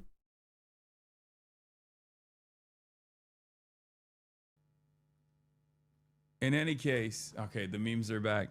So I get off this 15-hour Dang, flight. you want to beat me so bad. Anyway. Gaming now, this tomorrow. I have school tomorrow. Rough.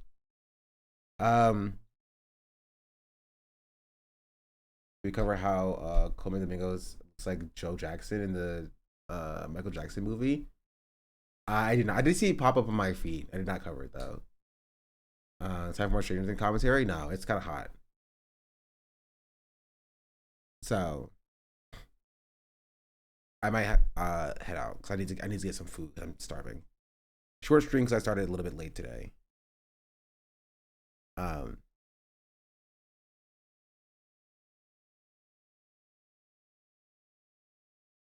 But yeah.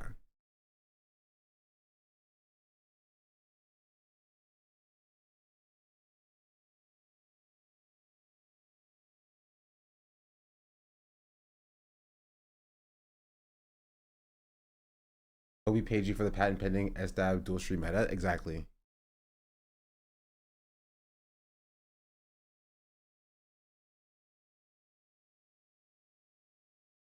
Any final thoughts?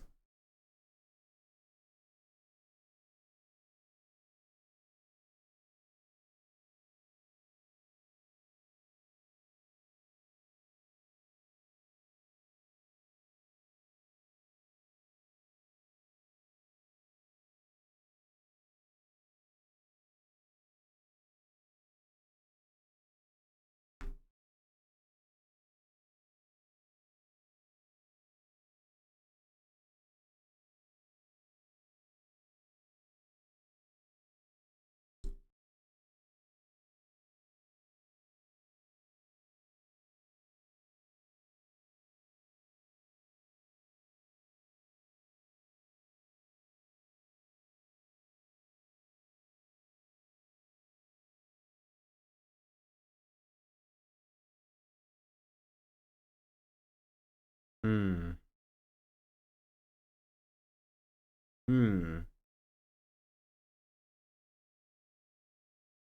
Yeah. I think that calls it. Thanks for being here, chat. We'll do something for Black History Month. I'll figure something out. Maybe, maybe not. Maybe not. Maybe. I don't know yet. And that's it. Then I'll catch you on the flip side. Not on Twitch much these days, but when I saw Hasan fall this CCP propaganda, it was really disappointing. That's funny. Red Cloud win. Anyway, I'm gonna go get some food. I'll probably make some food. And then I'll probably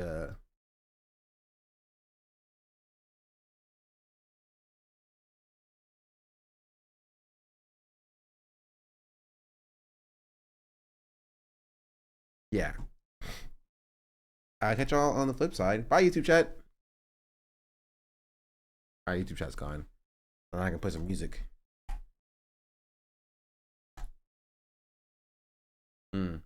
How would y'all feel about me taking a week off? I'm thinking about it. I think my streams have gotten too stale. I need a reset.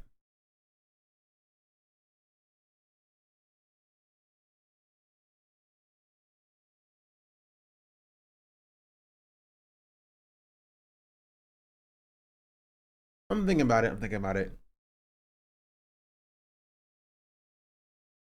I need to center myself and find why I'm streaming in the first place. That's why I'm late most days. Cause I won't stream.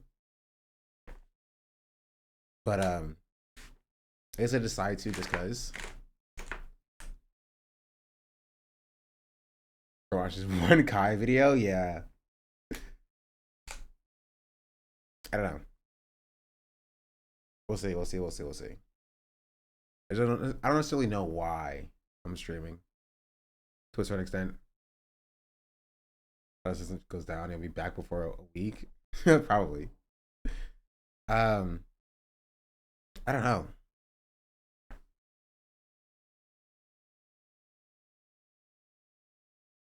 I don't know.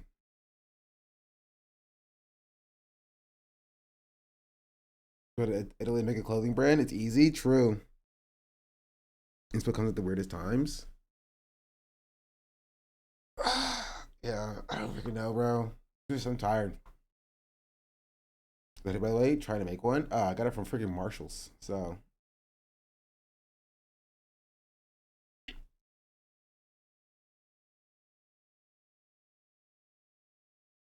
I don't know why you should be either, actually. Either. I don't know what else I would do, though. So. Who knows? Any final thoughts?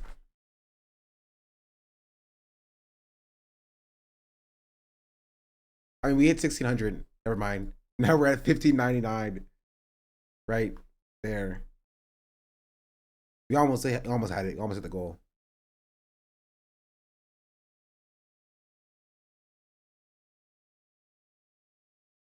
Ew, never mind. What do you mean, ew, never mind? Marshalls is fine. Get there by perfectly lined up your window for a free morning alarm. My phone should keep dying in the morning, bro. I need to remember plugging it in.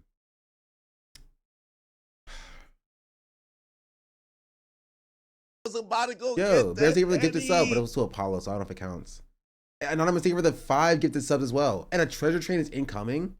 And it wants me to stay so badly. Besliam gifted a tier 1 sub to Apollo is scared. They have given 212 gift subs. I think part of the problem is that let me pause it. I think part of the problem is that I feel like my career is a little bit stagnant. I'm not like doing poorly or anything. But like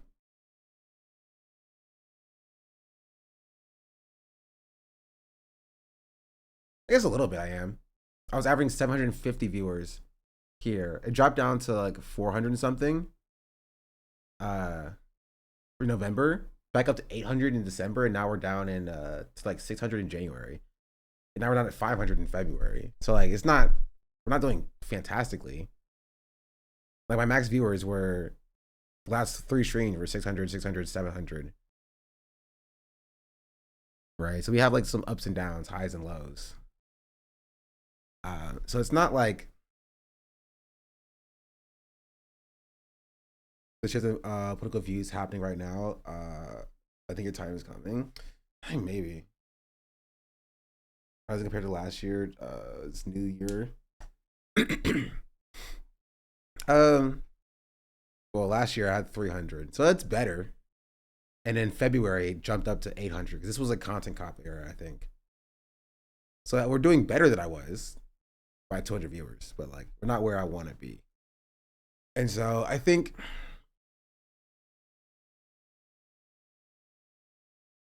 I don't know.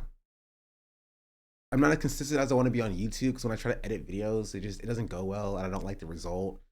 And the videos on YouTube just don't do well because they suck, because I'm not motivated. You know what I mean? This one had like 1.6 thousand views. That's the worst performing video that I've had in like 5 months. But there will always be ups and downs. But I don't know. I don't know. There's something with my mental going on that I need to fix. I gotta figure out what it is first. But we'll see. We'll see. And that you're looking for algo managers and editors for your channel. I don't make enough. I don't know how much my freaking rent is. I don't make enough to pay a consistent editor, unfortunately. Maybe one day I will. If the YouTube does well enough where it ends up paying for itself. It's just not enough. But it is what it is. It is what it is. Maybe I just need to find what I want to do in the space I want to occupy.